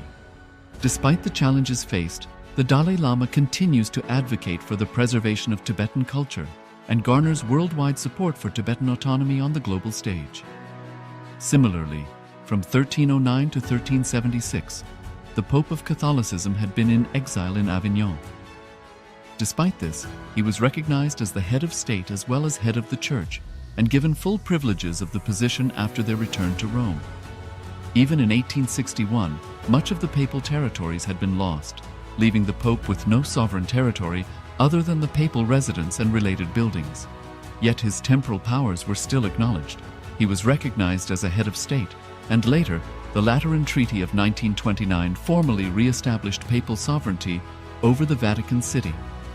The Sovereign Order of Malta further exemplifies this principle, retaining international recognition as a sovereign entity despite the permanent loss of their territory upon Napoleon's invasion in June 1798.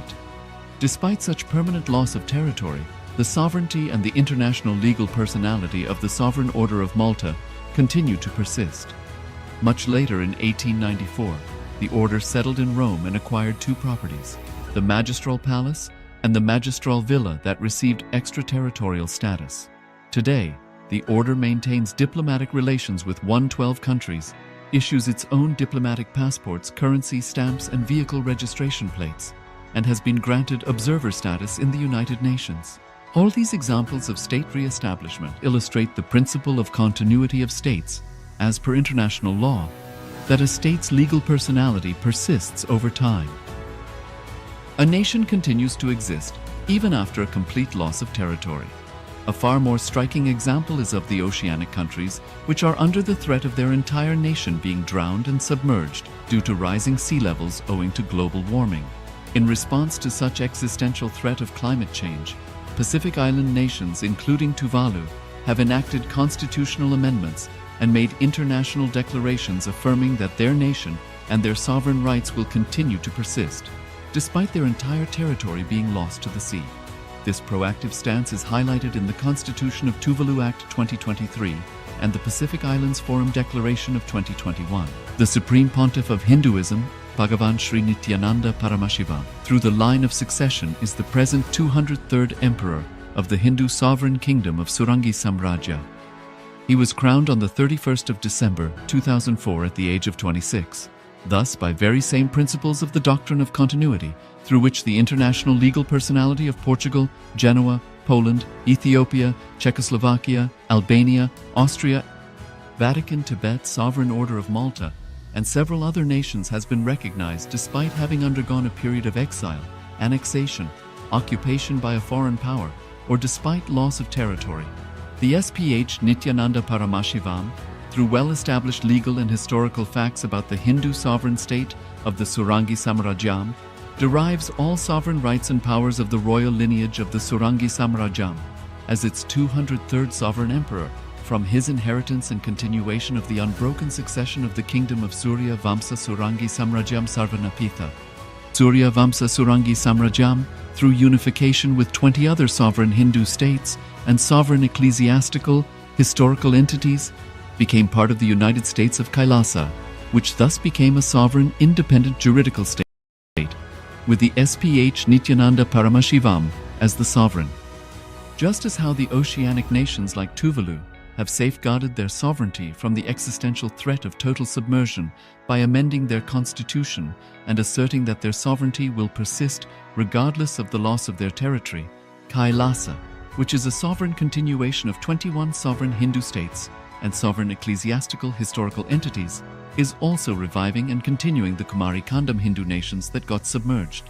As per the doctrine of continuity, these facts imply that the Kailasa's statehood is recognized by international law and manifests as a natural outcome of well-established historical legal facts. Share your time, talent, and treasure.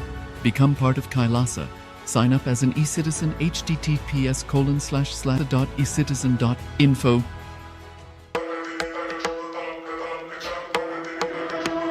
With Paramashiva's grace, we have evolved UAN, United Nations for Ancient Nations. Paramashiva successfully manifested, and now he is introducing this to all of you, to the world formally, United Ancient Nations. It is United Nations for Ancient Indigenous Nations. This is a profound intergovernmental body. More than 100 ancient nations are already part members of this UAN. It is to unite and support all the indigenous nations, indigenous kingdoms all over the world.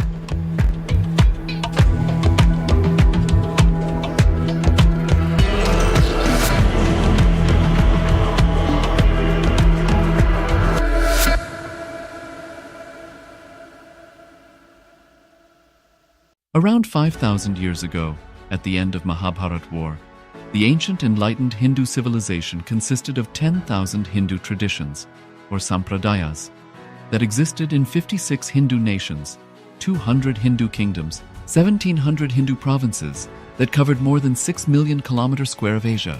The Supreme Pontiff of Hinduism, SPH, Bhagavan Sri Nithyananda Paramashivoham, is the reviver of KAILASA, this ancient enlightened Hindu civilizational nation. KAILASA is an unbroken cultural, religious, historical, civilizational, and sovereign continuation and revival of multiple of these historical Hindu sovereign states and Hindu ecclesiastical entities. The unbroken continuity of these ancient Hindu nations through KAILASA results in the legal recognition of KAILASA as per the international customary law, particularly the doctrine of continuity. The international law, the doctrine of continuity, implies that upheavals and revolutions within a country, changes in government, territorial adjustments, measures taken during military occupation, or other internal transformations do not negate the existence of the country, do not affect the legal personality and international obligations of the country or state.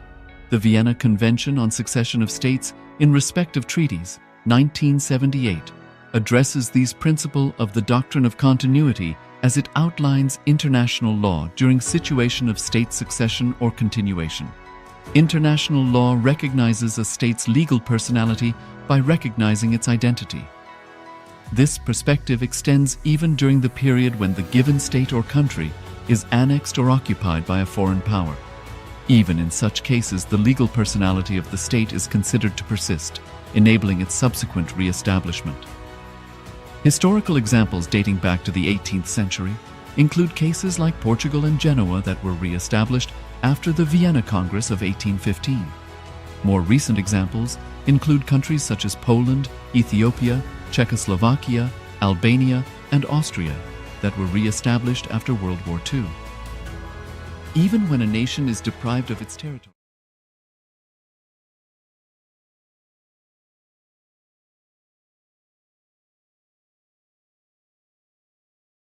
Which I am expressing, all you must have heard if you attended Gita, or if you attended any other discourses. But now I am making the whole thing into, as on now, practical experience by adding meditation techniques to it. I am making the whole thing into technology.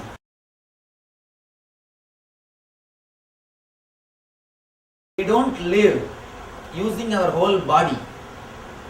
We live like a ghost. Actually, we live like a ghost. A small example. You all must have walked, you all must have went out. Did any of you feel the coolness of the earth Now after me telling, you will remember. When you walk, you don't feel. You become insensitive to some parts of your body. Same way, if somebody touches ear, you will know. But if somebody touches ear, you don't have the same sensitivity. You don't have the same sensitivity. One thing, if you see the kids, you can see they will have the same sensitivity what they have in the face and in the feet. They will have the same sensitivity, same shining will be there. But in our case, both will not be shining, that is different. That's why I always tell people, have you seen a single ugly kid? You can't. Have you seen a single grown-up beautiful man?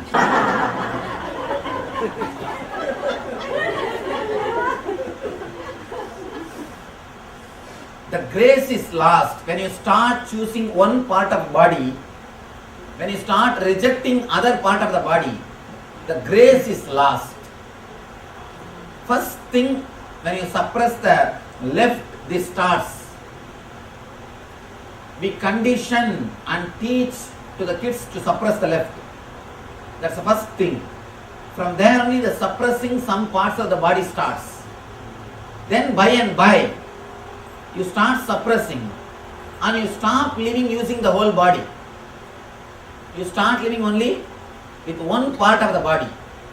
Now, usually we live like a ghost only. For example, if I ask you to remember you, close your eyes and just remember your name. You will remember only bust size of yourself. I just ask you to remember, closing your eyes and remember you. You will remember only this area. You don't remember you completely. Why? This is not you. Leg is also you. Hip is also you. But you remember only this portion. You don't remember the whole body because continuously you live only centered on this upper body. You do not relate with the lower body. You live like a ghost. People ask me, Swamiji, do ghosts possess us?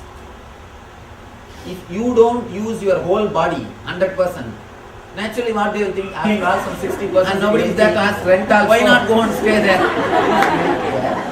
Why not go and use your stay there? After all it is empty, nobody is leaving. Your body completely. When you don't have awareness of your whole being completely, naturally you will be possessed by ghost. May not be the ghost which gives trouble, the negativity. Negativity is your own part, which is not under your control, because you don't use your whole system completely. If you can infuse awareness into your whole system, into your body and mind, it's a very simple meditation technique. It's a very simple meditation technique, but very powerful, very powerful. I wanted you to do at least 15 meditation technique in this tool, completely centered on your body, on your system. Let me explain the technique. It's a two-part. First, you will tense your body from toe to head. From toe to head, part by part, inch by inch. Please understand, when I ask you to tense your feet, visualize as if your feet is like a bean bag. Have you seen bean bag? Visualize, don't think it is a solid thing and it is not solid as you think. Please be very clear, your body is not solid. It is pure liquid and energy. It's a pure energy. That is why healing is possible. People ask me, Swamiji, how do you heal so many tumors, so many diseases? Please understand, you think body is solid. That is why you think it's a miracle, but it's nothing. It's a pure science. Just pure science. How doctors do surgery? They do it physically. Meditation does it in the energy level. That is why any disease related to psychosomatic, meditation just completely heals it. And it disappears. It just disappears. I always tell people, This is related to Annamaya Kosha, means the to grass. Those things need surgery or allopathy. The disease related to psychosomatic level, energy, straight away can be healed by meditation. Meditation is a straight way which can heal the whole thing. Now, let us center yourself into your body. This is what I call swastha. In Sanskrit we call the health. The word for health in Sanskrit is swastha. Of course, this word is not popular. That's why I used the word Arogya Spurana. Otherwise, I would have used only swastha Spurana. That's what I wanted. But this word, even my ashramites, when I asked them, they said, we don't know this word, Swamiji. That's the reason I did not use. Even the word Arogya is not full. Swastha is the right word. Centered on yourself. Completely centered on the being. That's the right thing to be done. Yes. Now, I think it is time to do the meditation. You will stand up and tense the body part by part. I'll guide you step by step. When I ask you to tense the feet, tense the feet. Visualize them like a bean bag and just squeeze them mentally. And you will see immediately they are getting completely up. You are infusing awareness into that part. You are infusing awareness into that part. One more thing. All pain happens to you because you don't give enough attention to your body. When you don't give attention to people, they will naturally create pain for you. Same thing body also does, nothing else. Same thing. When you don't give attention to them, naturally they want attention. All sounds which you hear in the kitchen when you sit in the sofa is attention need. If you are hearing some loud noise in the kitchen, asking for attention. And body is also asking for attention. Now, we are infusing attention into that part. When you do this meditation, when you do this visualization, of course this can't be called as meditation. See, there are few categories, like a hotel motel standard. If all those things are there, only then it can be called as hotel, otherwise it is a motel. So, that's why I told the last thing which we did is a kriya. It did not have all the components of meditation. Meditation technique, by its own right, it must be able to give you physical, mental and ultimate enlightenment.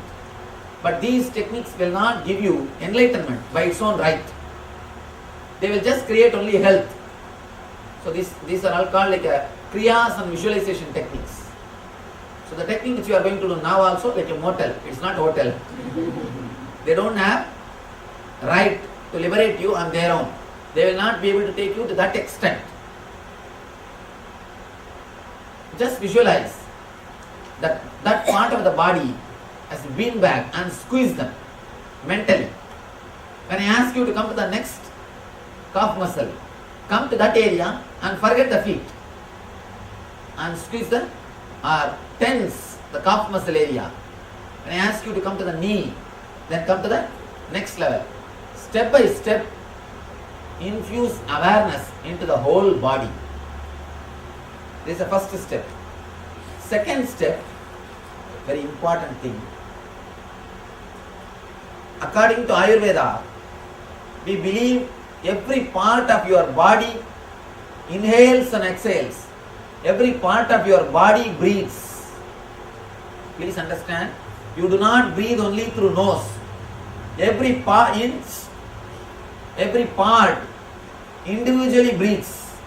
That is why people who have mastered the breathing technique, the yogis, they will sit under the cave.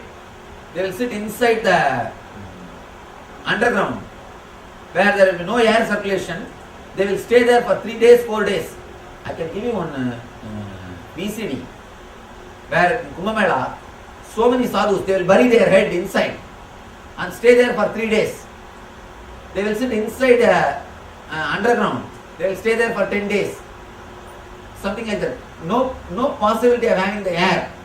no air circulation is possible, but they will be able to sit because every inch, every energy center of your body directly takes Akash energy, ether from the space. It inhales and exhales.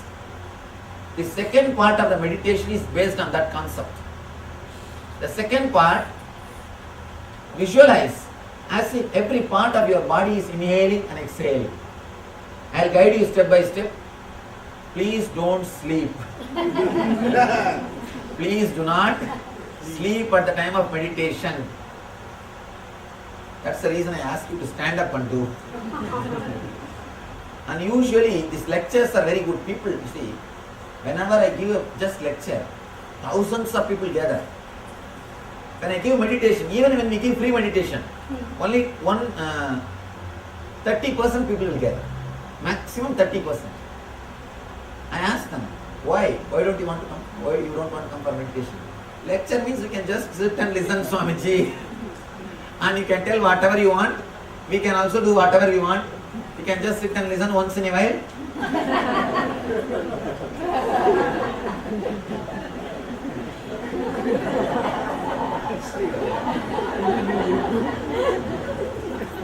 You can do all those things. But in meditation, you have to do something. That's the reason people don't want to come for meditation.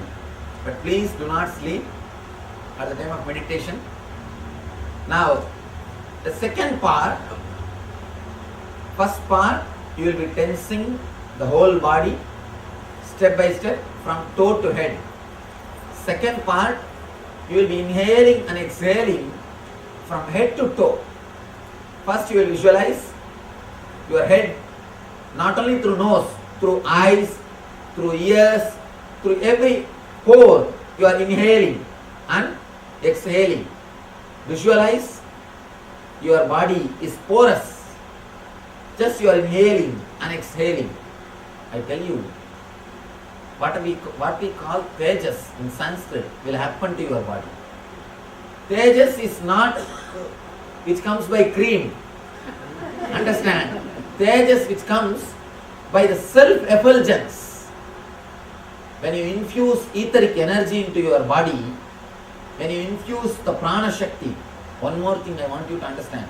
Prana does not mean just air. Prana is the energy which goes through air. When you do this visualization, the prana shakti will start flowing into the all parts of your body. Naturally you will start radiating. You will start radiating the tejas. You will start shining. And do not expect the shining will be like a sun shining. It will be a deep relaxation. It will be a deep, peaceful mood. You will radiate the awareness and peace in you. This meditation all can do. Whomsoever, whatever problem you have, you can do this meditation. The next we will be working on pain. We will work on pain. I have spoken about all this meditation. Okay. Then let us start. Understand? First step, you will be standing. Next step, if you want, you can sit.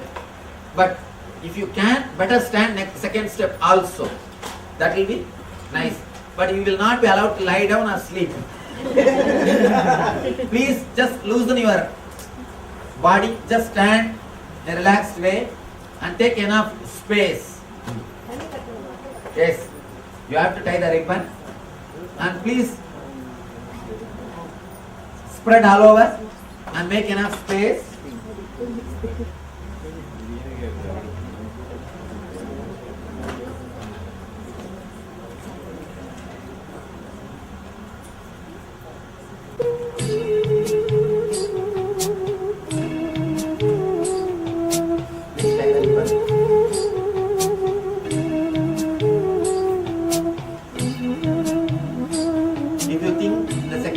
You have to sit, and if you can't sit in the ground, you can stand near a chair, so that second step you can straight away sit on the chair. But if you can, better stand. That will help you a lot.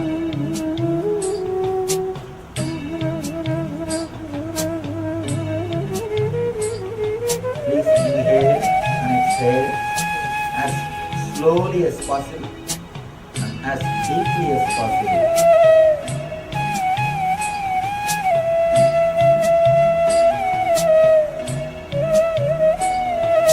As slowly as possible, as deeply as possible. Visualize you are inhaling and exhaling. This happening using the whole body.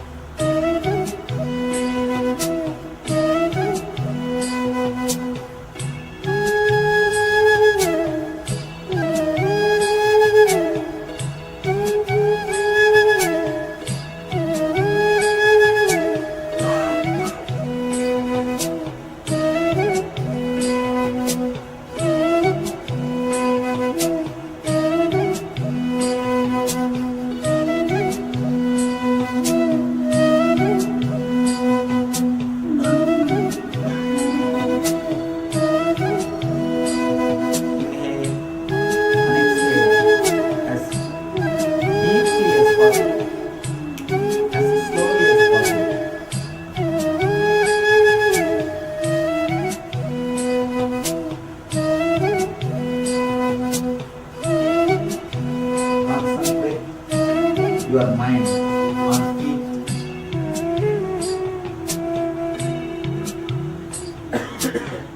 Please just remember only the feet area. Forget all other parts of your body.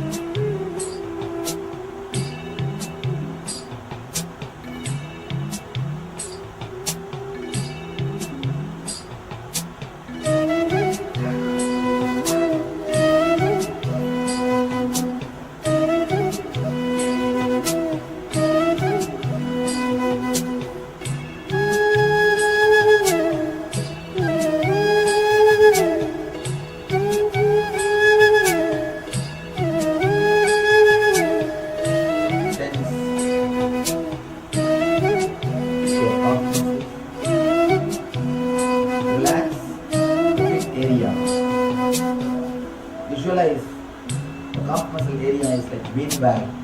Tense them. Tense them as intensely as possible. Forget all other parts.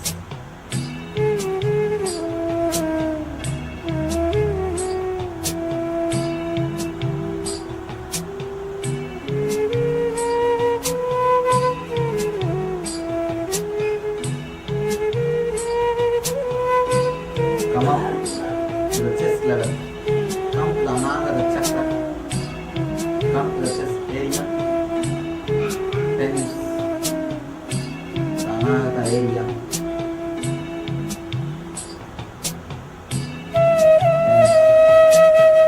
Just breathing.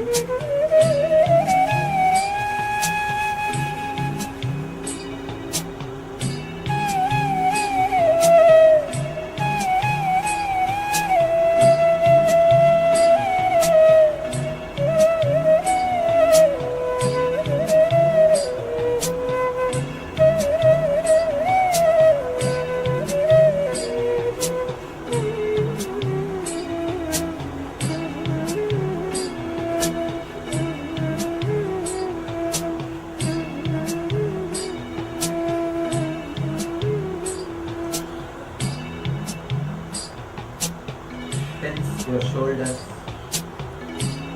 and both the hands intensely as much as possible. Let every energy center become aware.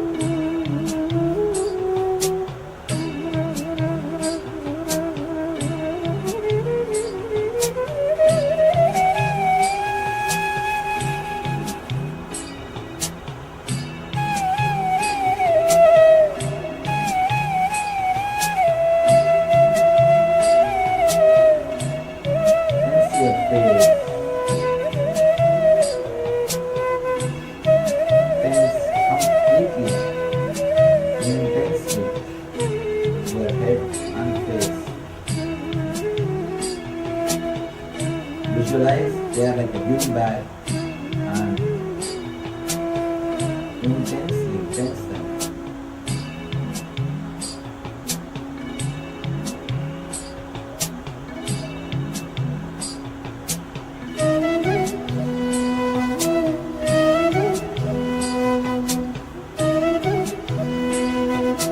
Tense the whole face. All the tensions just stored inside. Let it be cleared. Tense them. Tense the face.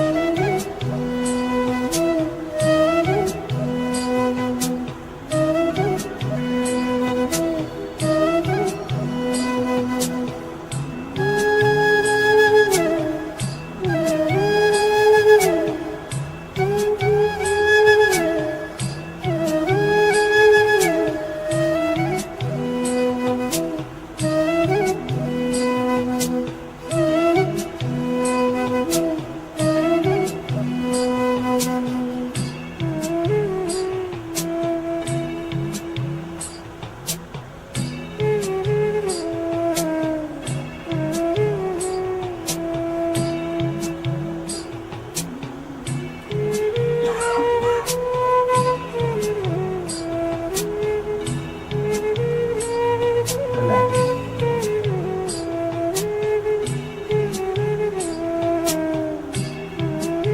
For a few seconds, relax completely. Relax.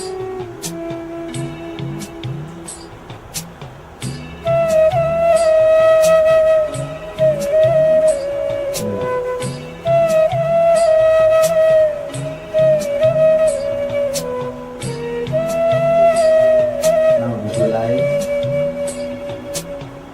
your head is inhaling and exhaling. Prana is coming inside the body and leaving. Your head is porous. Through every pore, you are inhaling and exhaling.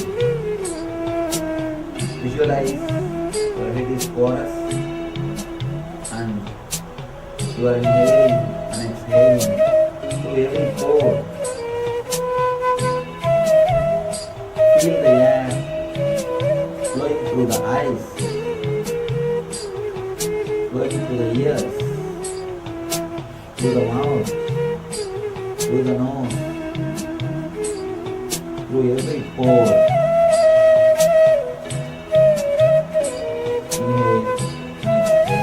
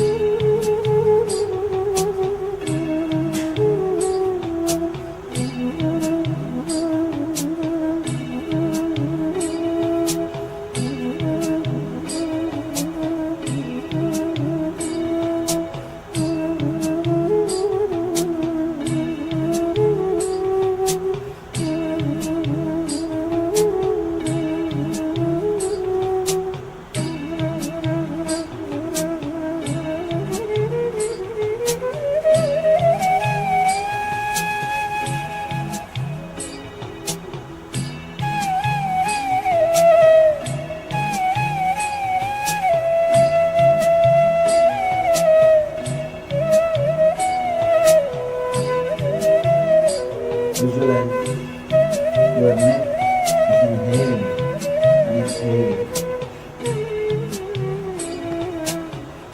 Inhale and exhale through your neck. Visualize every pore is inhaling and exhaling.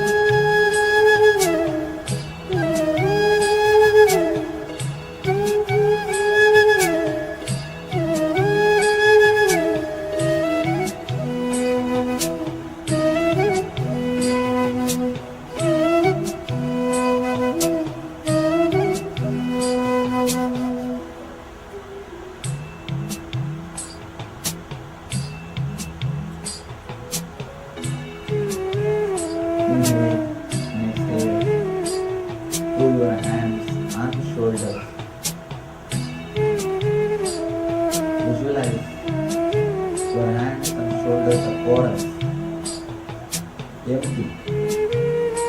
Air is flowing through them in a very relaxed and peaceful way.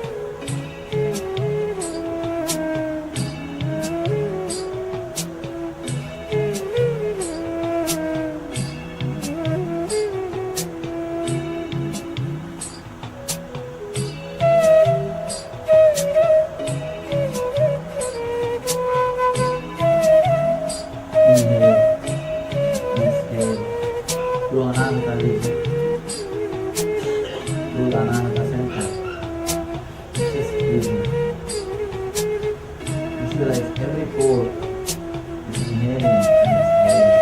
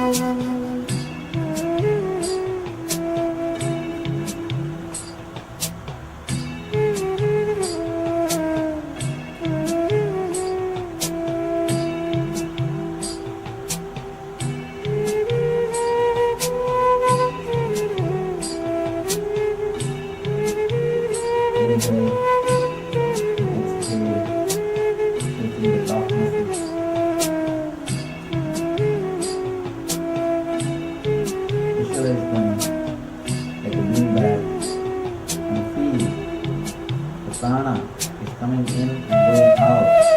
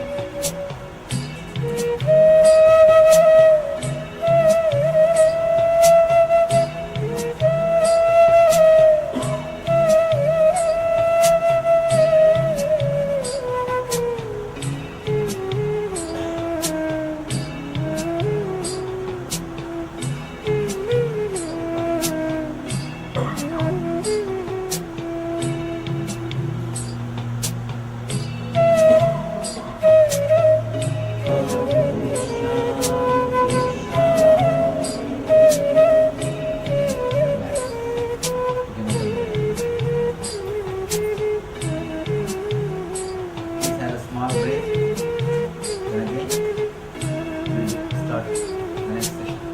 Thank you. Let's do the next session.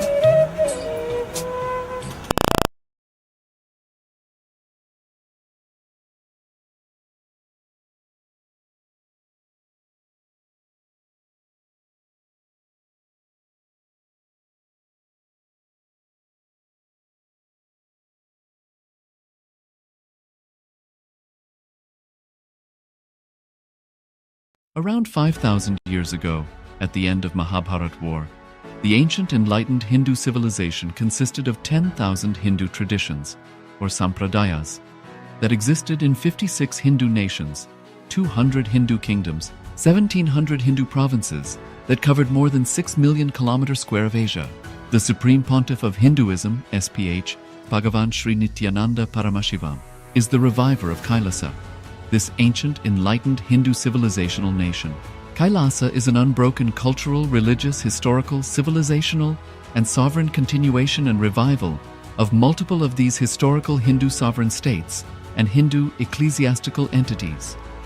The unbroken continuity of these ancient Hindu nations through KAILASA results in the legal recognition of KAILASA as per the international customary law, particularly the doctrine of continuity. The international law, the doctrine of continuity, implies that upheavals and revolutions within a country.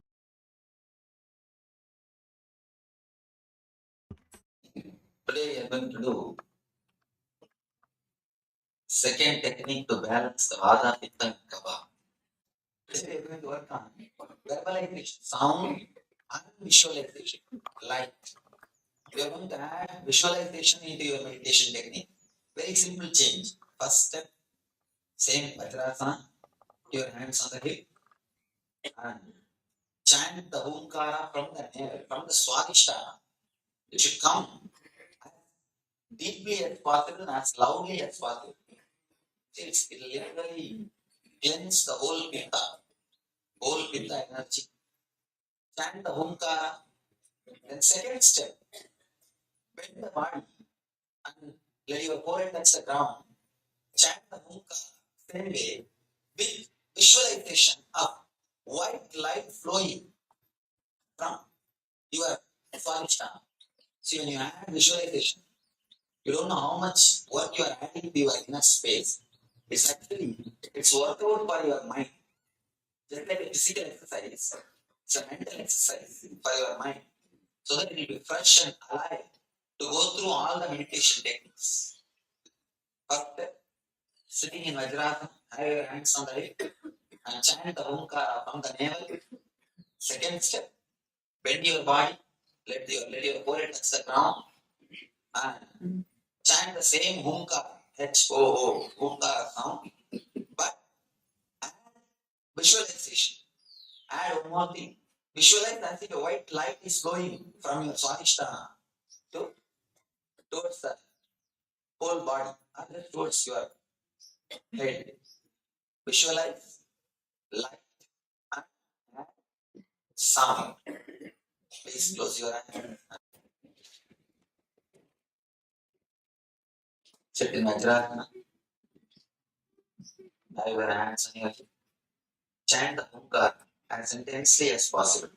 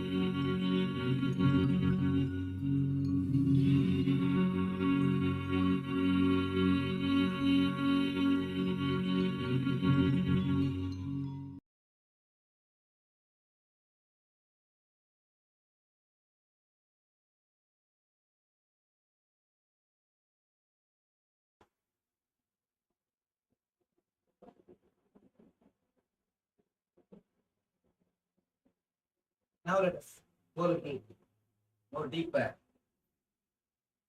How we breathe life into all parts of our body. How we made ourselves centered into the whole body completely.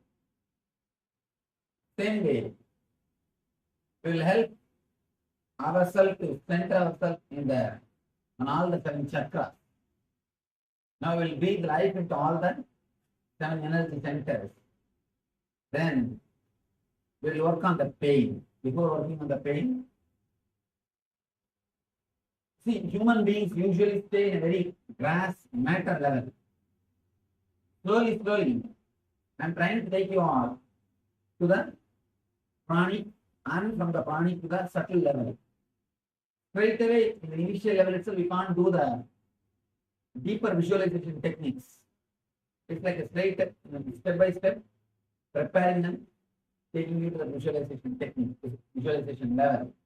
One more thing, throughout this program, I am trying to maintain, you will be able to do whole thing without believing anything. You don't have to believe Hinduism or Vedanta or any other theory, any other concept to do this whole program. It's a simple, straight technology or science. That's the reason I'm trying to take you step by step. Even though it takes little time, even though it continuously, it makes you do meditation techniques. Of course, you are the one who is going to enjoy the result. Now, this meditation is called chakra breathing. You will inhale and exhale centered on every chakra. How we, in the last technique, you visualize every part of the body inhaling and exhaling. Now, you will not visualize every part, every center. For example, Manipura means the navel center. I will guide you where the exact centers are there. You don't have to bother about it. I'll just guide you exact the space, exact place where the center is there. Manipura means visualize the inhaling and exhaling is happening from the navel. And the turn, actually the air is going inside, touching the Manipura, then it is coming out. Anahata means visualize, the air is going in, touching the Anahata, then coming out. Vishuddhi means the air is just touching the Vishuddhi and coming out. Anya means it's not going down, the air is, the prana is going up and coming out. Just like that, step by step, we will breathe energy into the chakra. We will breathe life into the chakras. Then we will work on the pain. Because working on the pain, I have given that as a meditation technique. Even though it is given as a meditation technique, it is difficult to do for a new person. Unless you are already a little bit exposed to visualization or meditation. Like this step by step, 1 or 2 techniques. You will not be able to work on the pain. Now, if you work on the meditation, even the severe pains like arthritis or when serious pains can just disappear. There are so many of our devotees who work on the pain meditation. Say it's such a big relief and help. Now I tell you, after this step by step, if you work on the same meditation, you will be able to come out even serious pains of your life. Let me describe the instruction. Let me describe the meditation instruction. First, you will work on the Muladhara, means visualize the inhaling goes and directly hits the root chakra, where your spinal cord ends, the root of the spinal cord, the Muladhara. You will visualize the inhaling goes and touches the Muladhara and comes out. The second, 2-inch above, Swadhisthana. Again, you will visualize the inhaling goes and touches the Swadhisthana and comes out. After third, Manipuraga. Inhaling goes to navel center and comes out. Step by step, we will work on every chakra. We will breathe life into every chakra. Please sit straight. Close your eyes.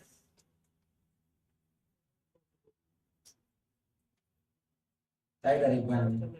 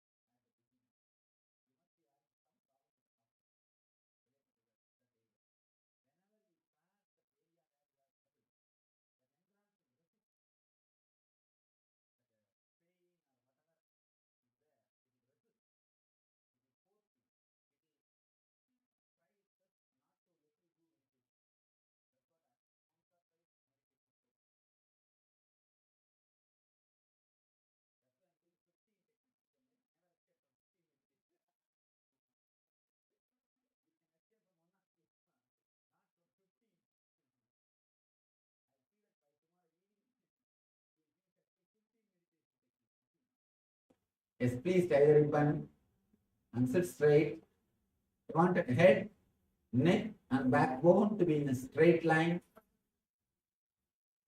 If you can, better sit on the ground. If you can't, then sit on the chair. If you really can't manage sitting on the ground, then sit on the chair. Otherwise, please try to sit on the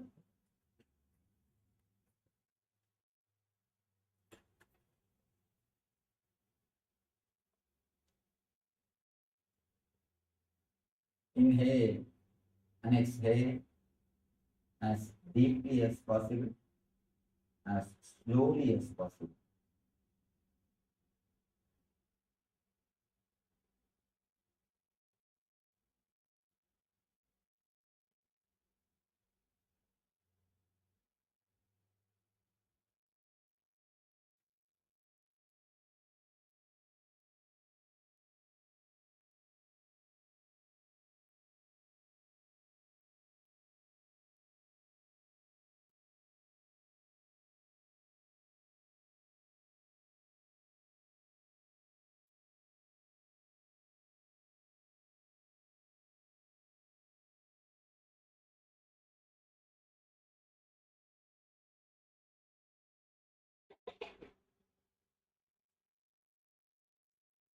Inhale and exhale from root center where the spinal cord ends. Please visualize you are inhaling and exhaling from the root center.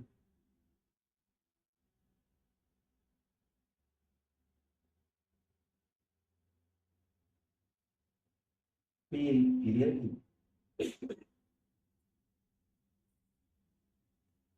You are inhaling and exhaling. Touches the root chakra, root center.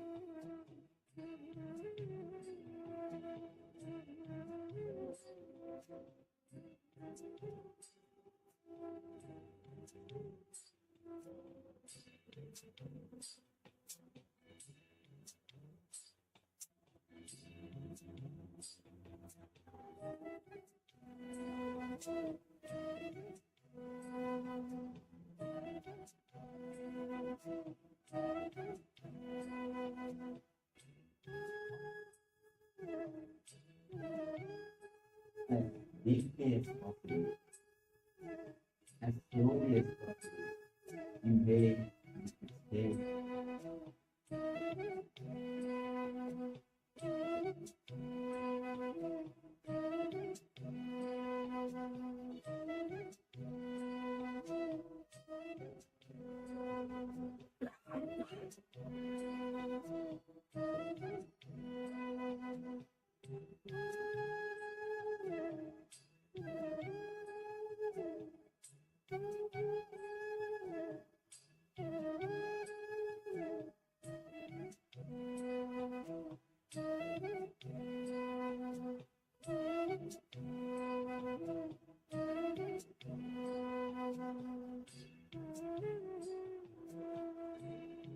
Feel very clearly.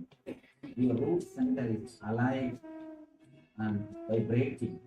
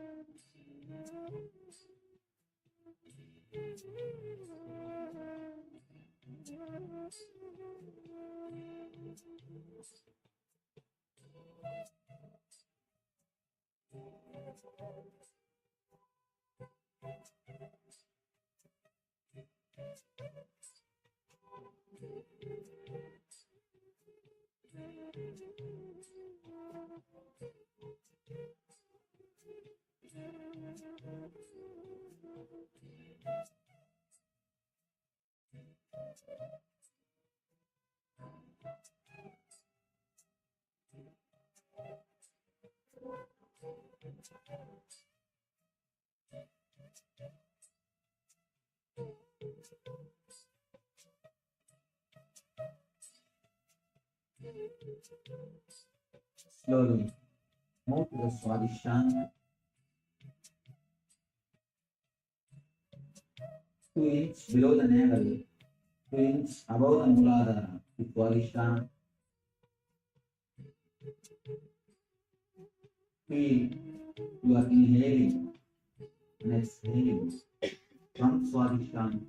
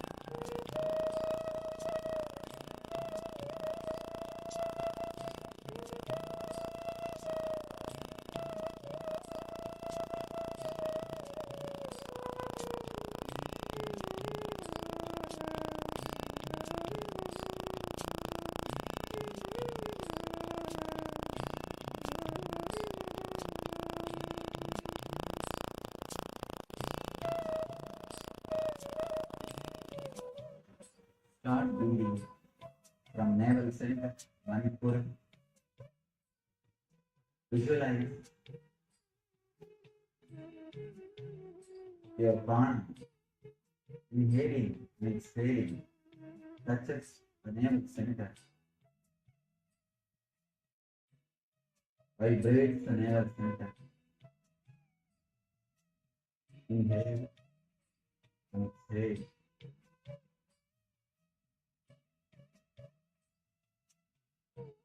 To the navel center.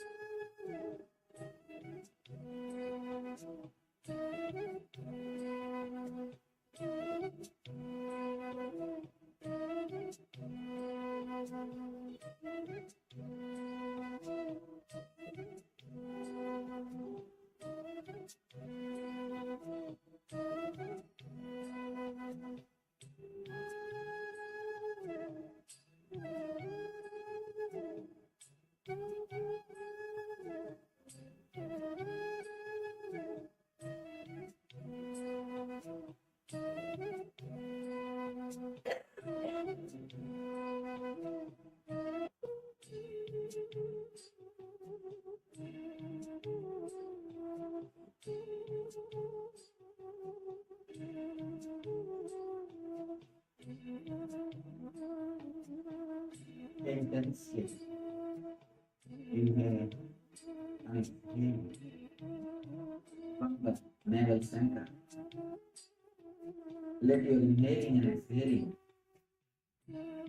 be deep and intense. Let it not be shallow. Let it be deep and intense.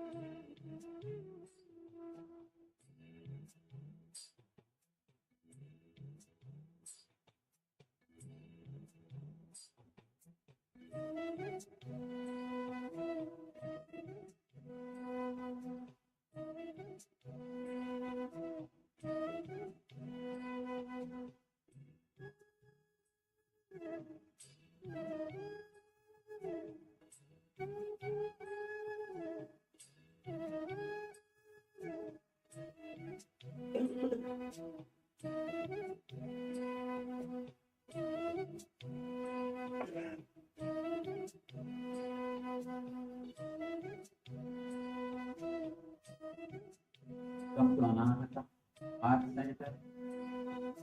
Inhale and exhale from the heart center. From the Anahata. If your mind wanders here and there, don't bother. Whenever you remember, come back to Anahata. Come back to that center. Now, be centered on Anahata, heart center. Inhale, exhale from Anahata, from the center.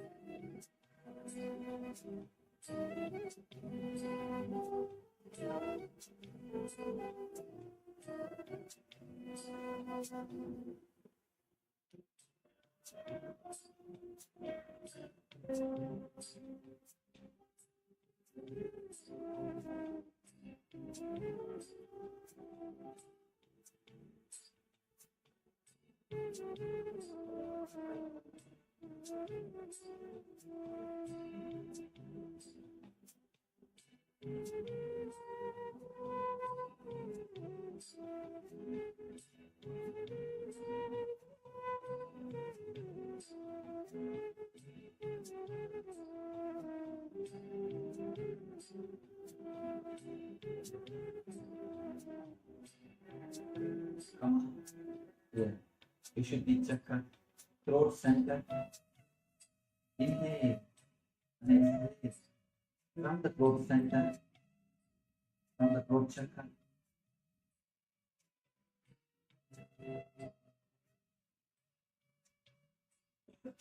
See prana inhaling happens from throat center.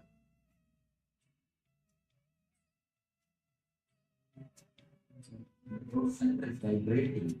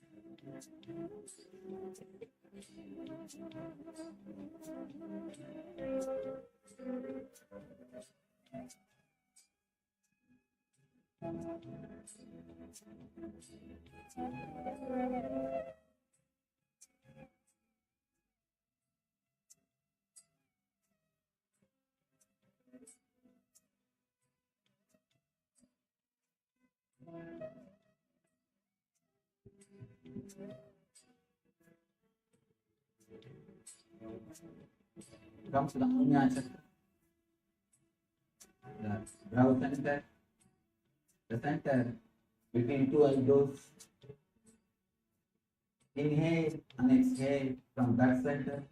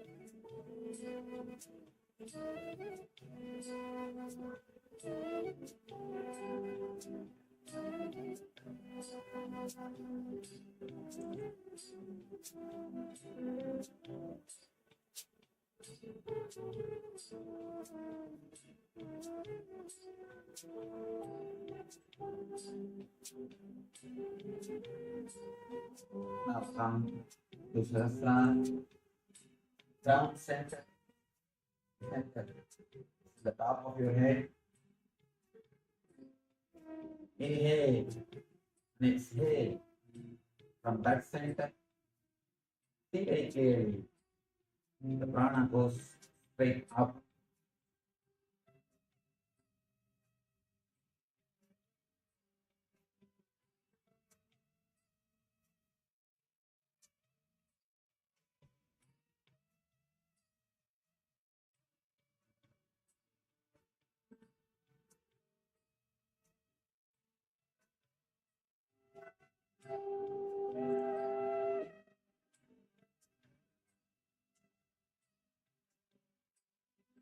Let the inhaling and exhaling happen from the center, Sahasrara, from center.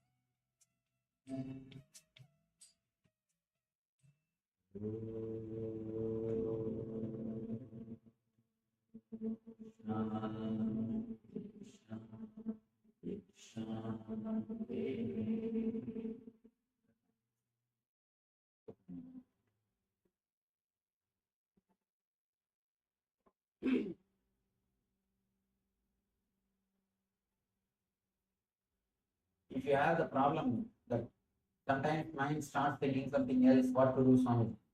Mind starts wandering. Do not bother. The initial level, it will be there. That is the reason I am making you do continuously 15 different meditations. Naturally, by the time you do 5-6 meditations, the mind will come back to its source, and the number of thoughts per second will drastically reduce. You cannot do anything about the number of thoughts directly. You can do only by more and more deeper and deeper level techniques. That's what we are doing. So do not bother and do not create a little more guilt. Oh, I am not able to do properly. I am not doing this. I am not doing that. We meditate to get out of the guilt only. And don't create one more guilt out of meditation. I have always seen people come to spirituality to be free of all this mental struggle. After coming to spirituality, they will create 1,000 more questions based on some books which they study and torture themselves more than earlier. Please do not do that. Do not torture yourself. Do not create guilt. Here I am doing whatever has to be done to make you experience that healing and health. Just go with it with your full effort. That's all. From your side, put the maximum effort. Simple things will happen. Nothing more is necessary. Nothing else is necessary. Do not have a guilt. Do not have any. Of course, it happens because of greed. Just the greed which makes you feel, oh, I am not doing this perfectly, that perfectly. Don't bother. You don't have to bother about perfection, but be total. That's all. Be total. Whatever maximum way you can participate. That's enough. Else will happen. You don't have to. Else will happen.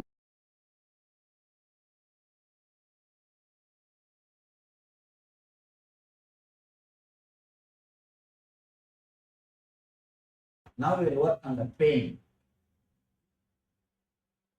If you can manage, understand this one technique and master it, the technique which you are going to do now, you will be just liberated from all pain. Of course, now it will look like too good to be true. Only when you experience, you will be able to understand. And there are so many doctors, I think they can speak for the technique. I think I'll tell the doctors to speak for them. Here there are so many MD doctors who work with the technique and who really had the experience and just does the technique, does miracles. Not only that, these people have done the technique directly, they did that. Now you are having two benefits. One, from morning your mind is tuned to do the technique. Second, I am guiding you. I am sitting here, I am guiding you. As I was telling you, pain is nothing but unawareness. whenever you don't pay attention, awareness to some part of body, automatically your body demands your attention. Your body demands your awareness. The whole thing is nothing but just body asking your awareness, body asking your attention. One more thing, even the pains which come to us at the time of accidents, even big pains, they are nothing but the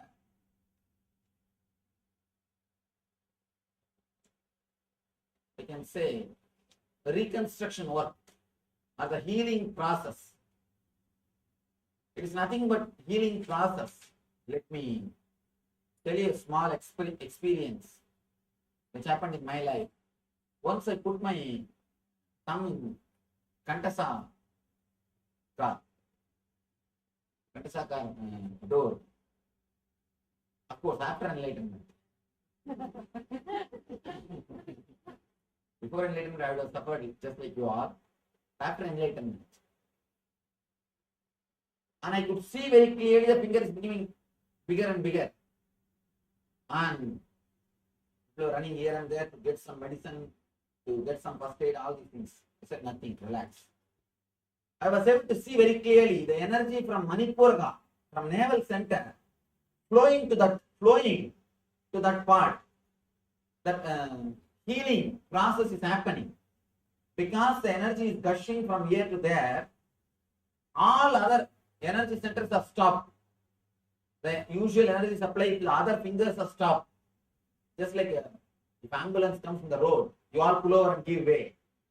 Same way, how ordinary cars pull over and give way for ambulance. Same way, because the emergency process is happening in this part, all other energy centers are disconnected. The energy flow to that centers are disconnected. I could see very clearly the energy flowing from navel to that place, and I was just witnessing the whole thing. After an hour, I just removed the nail and threw it away.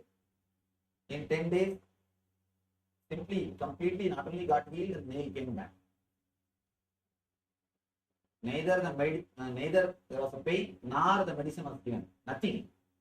Of course, I am not asking you to do this. But what I wanted to say, whatever process you call as pain is nothing but healing process. The body is healing itself. Body is reconstructing that part. But you don't have that much of patience.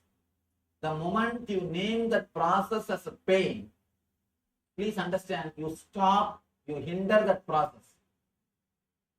You try to stop that process. You try to disturb the natural healing process. Please do not hinder the natural healing process. Please do not stop the natural healing process. Please do not interfere in the natural healing process of the body. All you need to do, whenever you have any pain, give your awareness. Let me explain the technique. For example, you have knee pain or back pain. Close your eyes and lie down. First see where you have pain. In the beginning, you will see all over the knee there's a pain.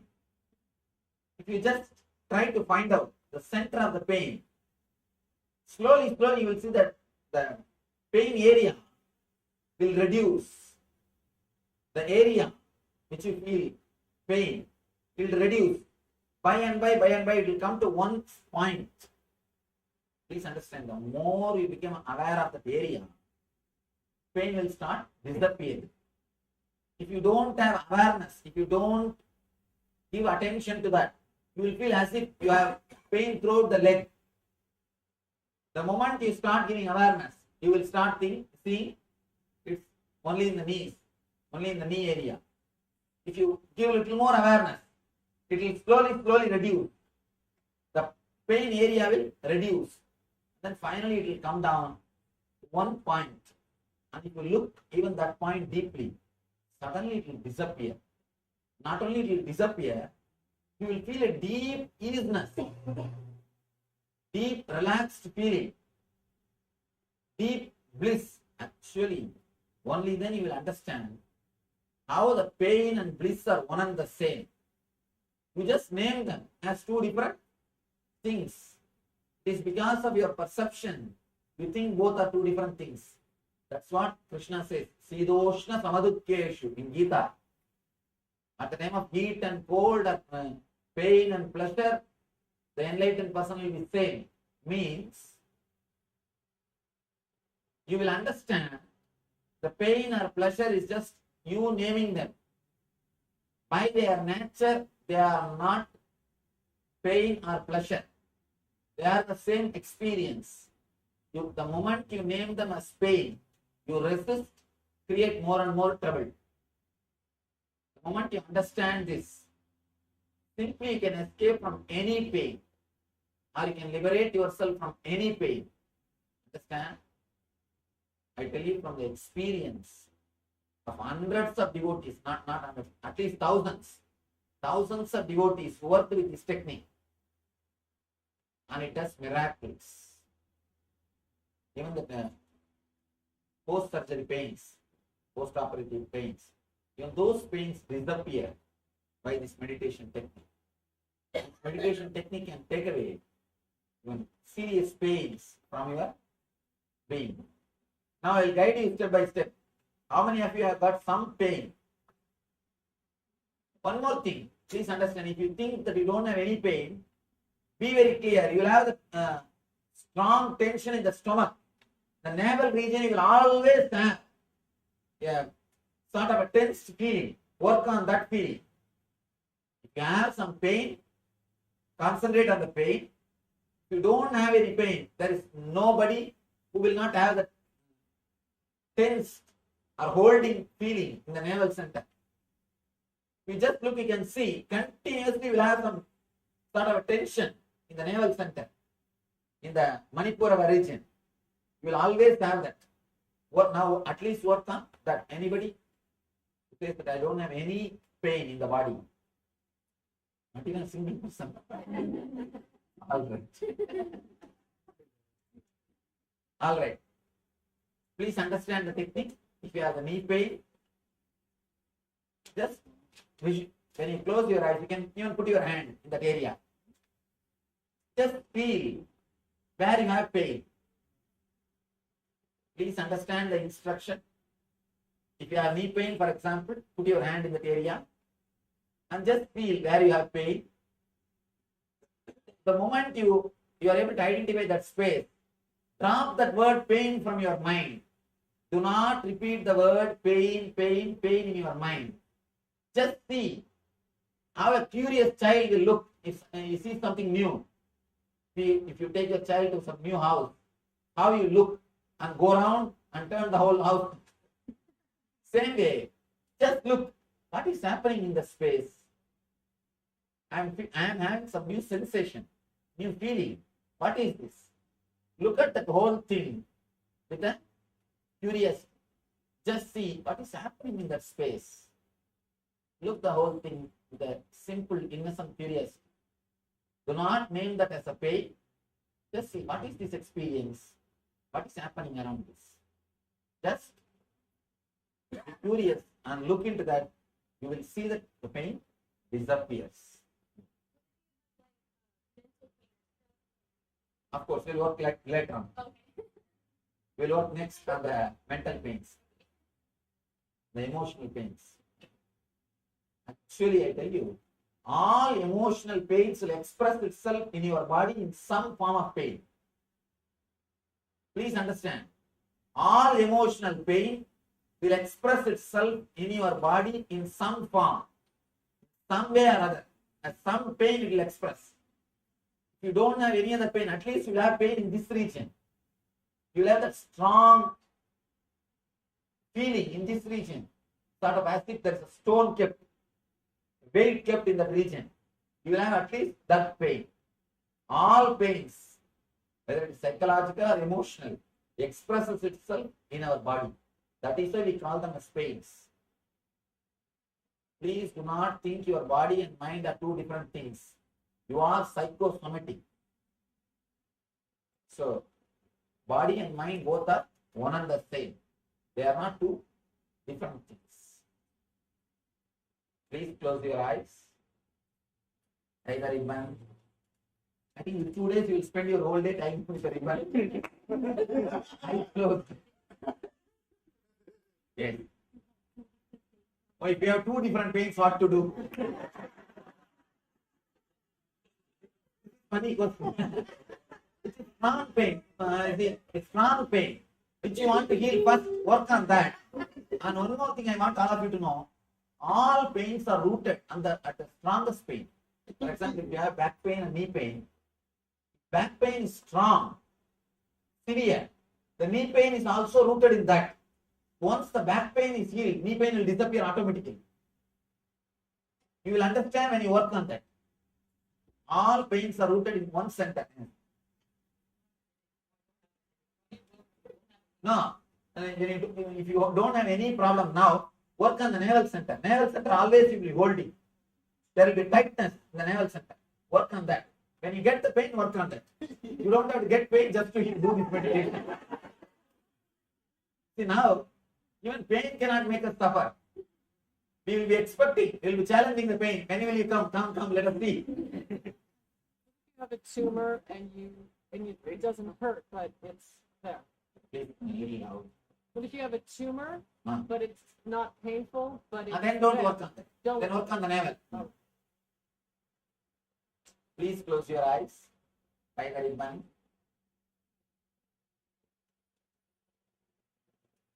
Please tie the ribbon. There are some who are not tying the ribbon. I wanted everyone to use the ribbon.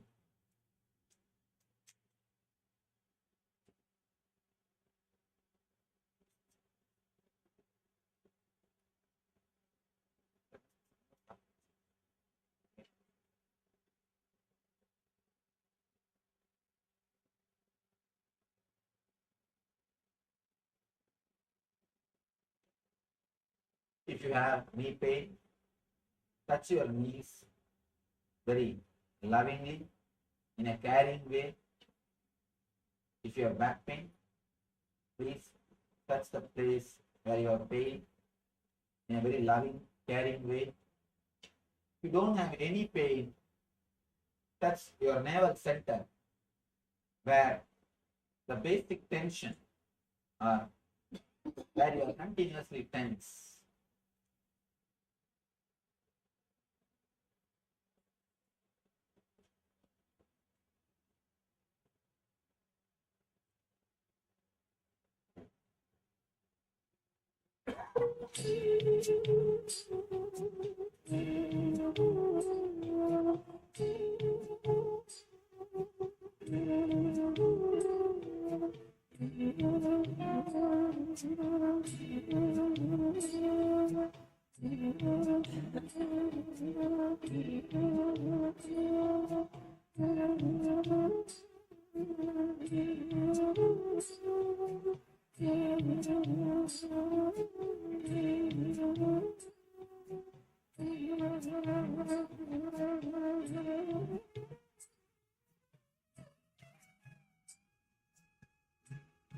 Concentrate and the place where you have pain.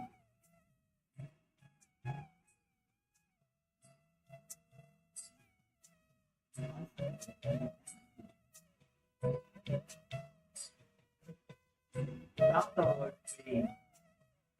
Just think what is happening in this area.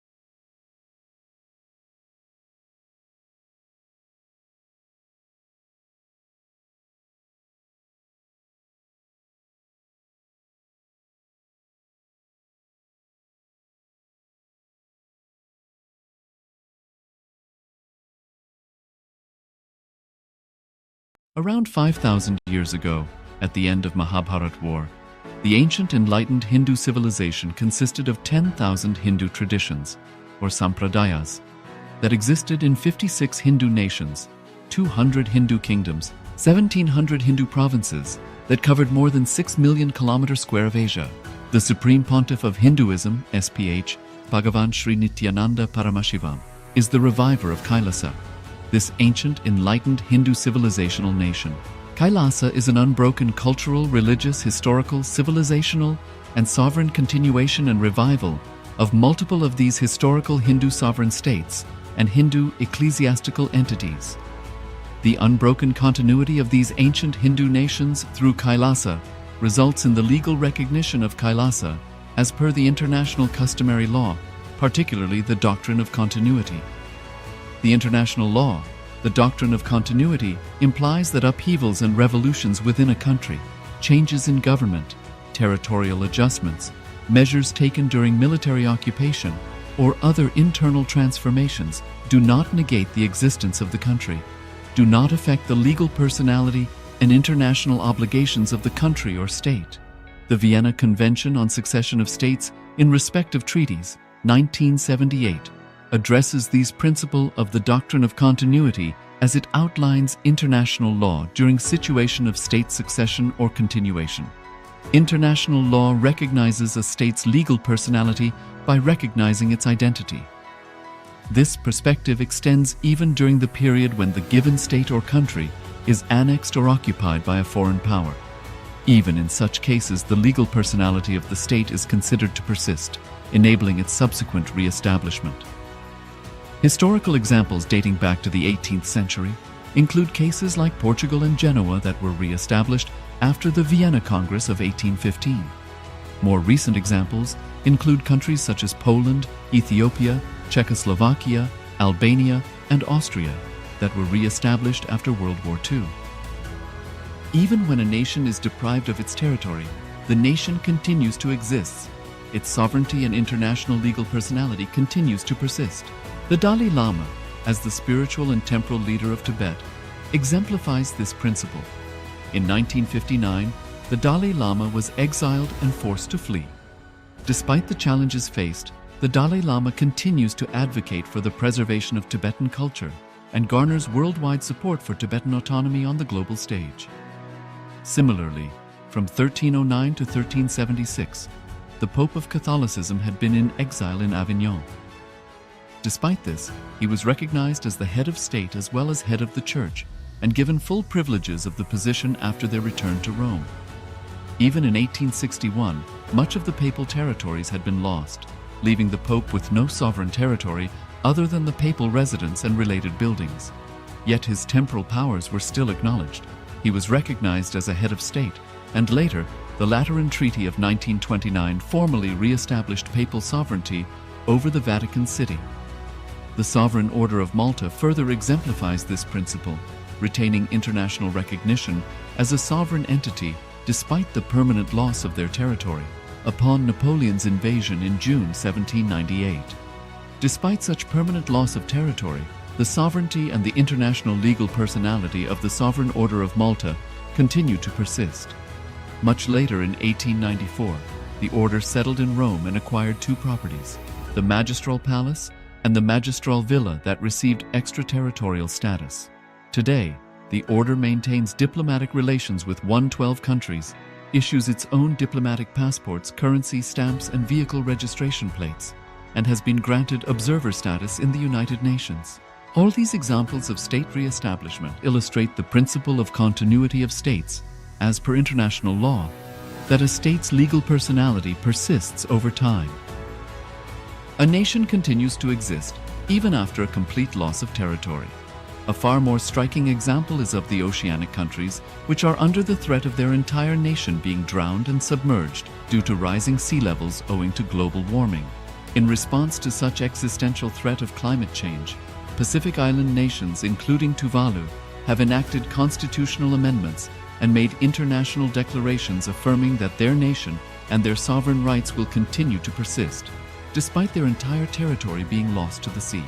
This proactive stance is highlighted in the Constitution of Tuvalu Act 2023 and the Pacific Islands Forum Declaration of 2021. The Supreme Pontiff of Hinduism, Bhagavan Sri Nithyananda Paramashivoham, through the line of succession is the present 203rd Emperor of the Hindu Sovereign Kingdom of Surangi Samrajya. He was crowned on the 31st of December 2004 at the age of 26. Thus, by very same principles of the doctrine of continuity, through which the international legal personality of Portugal, Genoa, Poland, Ethiopia, Czechoslovakia, Albania, Austria, Vatican, Tibet, Sovereign Order of Malta, and several other nations has been recognized despite having undergone a period of exile, annexation, occupation by a foreign power, or despite loss of territory. The SPH Nithyananda Paramashivoham, through well-established legal and historical facts about the Hindu sovereign state of the Surangi Samrajyam, derives all sovereign rights and powers of the royal lineage of the Surangi Samrajyam as its 203rd sovereign emperor, from his inheritance and continuation of the unbroken succession of the kingdom of Surya Vamsa Surangi Samrajyam Sarvanapitha. Surya Vamsa Surangi Samrajyam, through unification with 20 other sovereign Hindu states and sovereign ecclesiastical, historical entities, became part of the United States of KAILASA, which thus became a sovereign, independent juridical state, with the SPH Nithyananda Paramashivoham as the sovereign. Just as how the oceanic nations like Tuvalu have safeguarded their sovereignty from the existential threat of total submersion by amending their constitution and asserting that their sovereignty will persist regardless of the loss of their territory, KAILASA, which is a sovereign continuation of 21 sovereign Hindu states and sovereign ecclesiastical historical entities, is also reviving and continuing the Kumari Kandam Hindu nations that got submerged. As per the doctrine of continuity, these facts imply that the KAILASA's statehood is recognized by international law and manifests as a natural outcome of well-established historical legal facts. Share your time, talent, and treasure. Become part of KAILASA. Sign up as an eCitizen https://kailasa.ecitizen.info.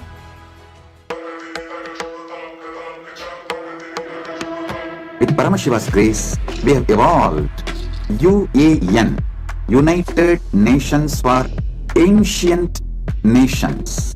Paramashiva successfully manifested, and now he is introducing this to all of you, to the world formally, United Ancient Nations.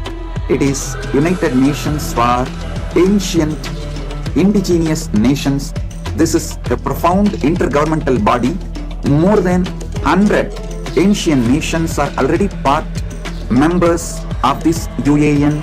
It is to unite and support all the indigenous nations, indigenous kingdoms all over the world.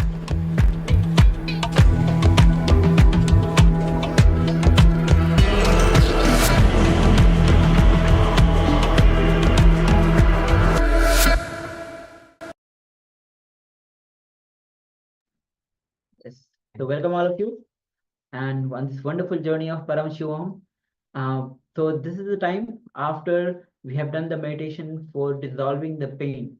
This time that we be entering into the power manifestation. Understand, the moment you dissolve your pain, the moment you break the pattern of pain, suddenly you'll see there's a possibility to manifest the power arises in you. So the moment you do the completion intensely and dissolve the pain inside you, the pattern that you have broken, this is the right time when you start manifesting the power, because of the pattern that broke is simply manifest as power. So let's get ready to manifest the powers of Paramashiva. And we are doing the power of body scanning today. Yes, so first of all, requesting everyone to please come on camera. We have Manitya Nartapriya, Nityanandama. We have Yang Chao Chuan Naya, Nityanandam. We have Ma Chun Yu, Nityanandam. Ma Trinetrikananda, Nityanandam. Yes, Ma Anandeshwari, Nityanandama. We have Ma Judy, Nityanandam. We have Ma Gora Swarupini, Nityanandam. We have Ma Yuan Yuan Kaiwan, Nityanandam. We have Ma Parabrahma Swarupini, Nityanandama. We have Ma Zhang Tzi Ho, not connected to the sound, okay, Nityanandama. And we have Ma Ning, Nityanandama, welcome to everyone. Requesting everyone to please switch on the cameras and be available in the camera. So if you haven't already done so, please requesting everyone to please be on camera and let us take part in this power manifestation, the power of body scanning. So this is a very powerful technique, very powerful. It's not just scanning, it's not just identifying the ailments, the issues that we have with our body, but we can actually heal ourselves. So through this power manifestation, so this is a great power manifestation where we can heal ourselves. So this is the one of the best powers to manifest. All right, so let us get ready. You won't need the eye band, so we can just simply, we can close our eyes. Let's start with closing our eyes. So we remove distractions, visual distractions from this power manifestation. So let's close our eyes. Let's sit comfortably with the head, neck, and spine in a straight line. And let us bring our awareness to our inner space. So the inner space is our Anandagandha, the space that Swamiji has initiated us in to connect to him, to connect to the divine, and to be in oneness with Swamiji. So the Anandagandha, our inner space, is just below the heart center. So if we find that heart center in the middle of our chest, that is our Anahata chakra, about one palm width below that, below the Anahata chakra, we have our inner space, our Anandagandha. So let us bring our full awareness to the Anandagandha, our inner space. And let us take a moment and remember Swamiji in our Anandagandha. Let us remember the essence, everything that Swamiji is, everything Swamiji means to us, all the experiences, all the happy memories that we have related to Swamiji. Let us bring all of that into our inner space, our Anandagandha, just below the heart center. Just take a moment and bring all of that into your inner space. And let us have gratitude for the Master, the Supreme Pontiff of Hinduism, for being in our lives, for guiding us towards the light, for giving us a superconscious breakthrough. So let us bring our awareness to our inner space, our Anandagandha, and connect to Swamiji. Just by merely remembering Swamiji, we invoke the Master in our inner space. So let us do just that.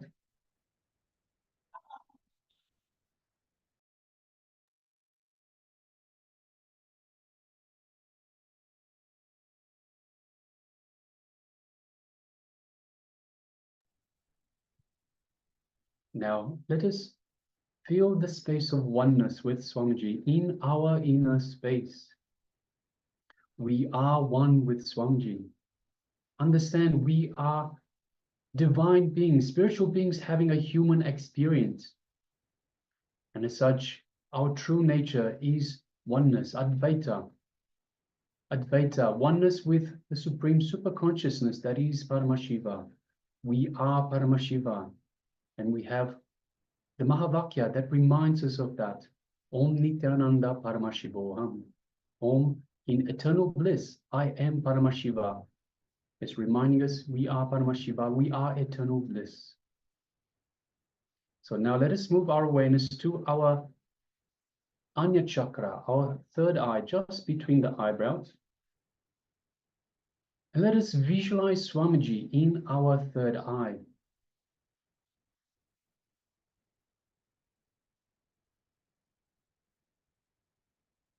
Let us gaze lightly through the third eye, so keeping the two physical eyes closed, we gaze through the third eye alone into Swamiji's third eye. And it's important, you don't gaze, don't strain, don't concentrate, just lightly gaze into Swamiji's third eye. And as you do so, you feel the connection, the energetic connection from the Master's third eye into your third eye.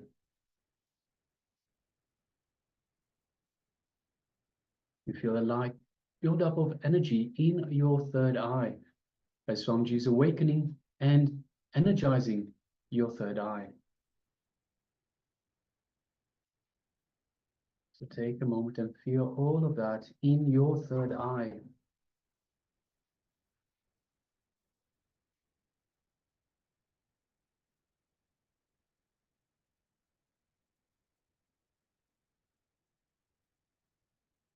Now let us start chanting the Mahavakya.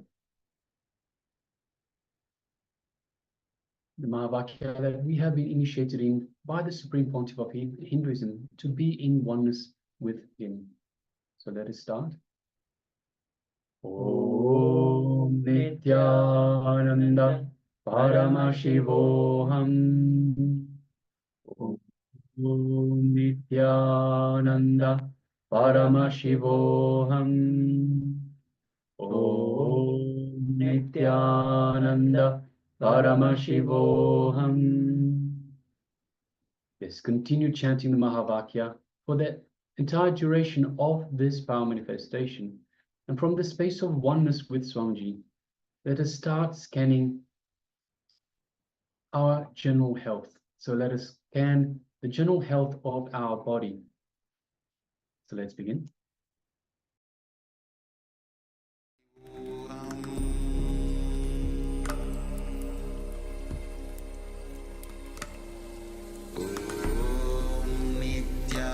Nithyananda Paramashivoham.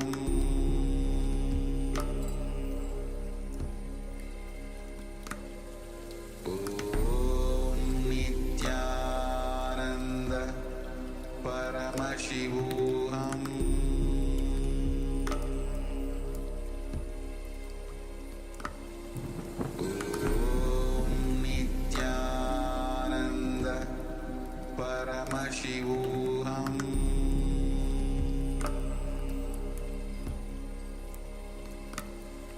Om Nithyananda Paramashivoham. Om Nithyananda Paramashivoham. Paramashivoham. Om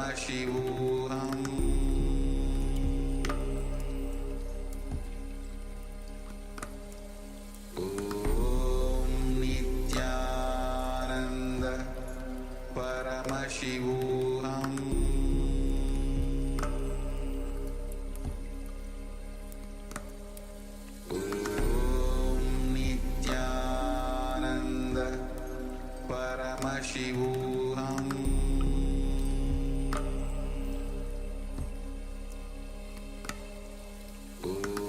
Om Nithyananda Paramashivoham.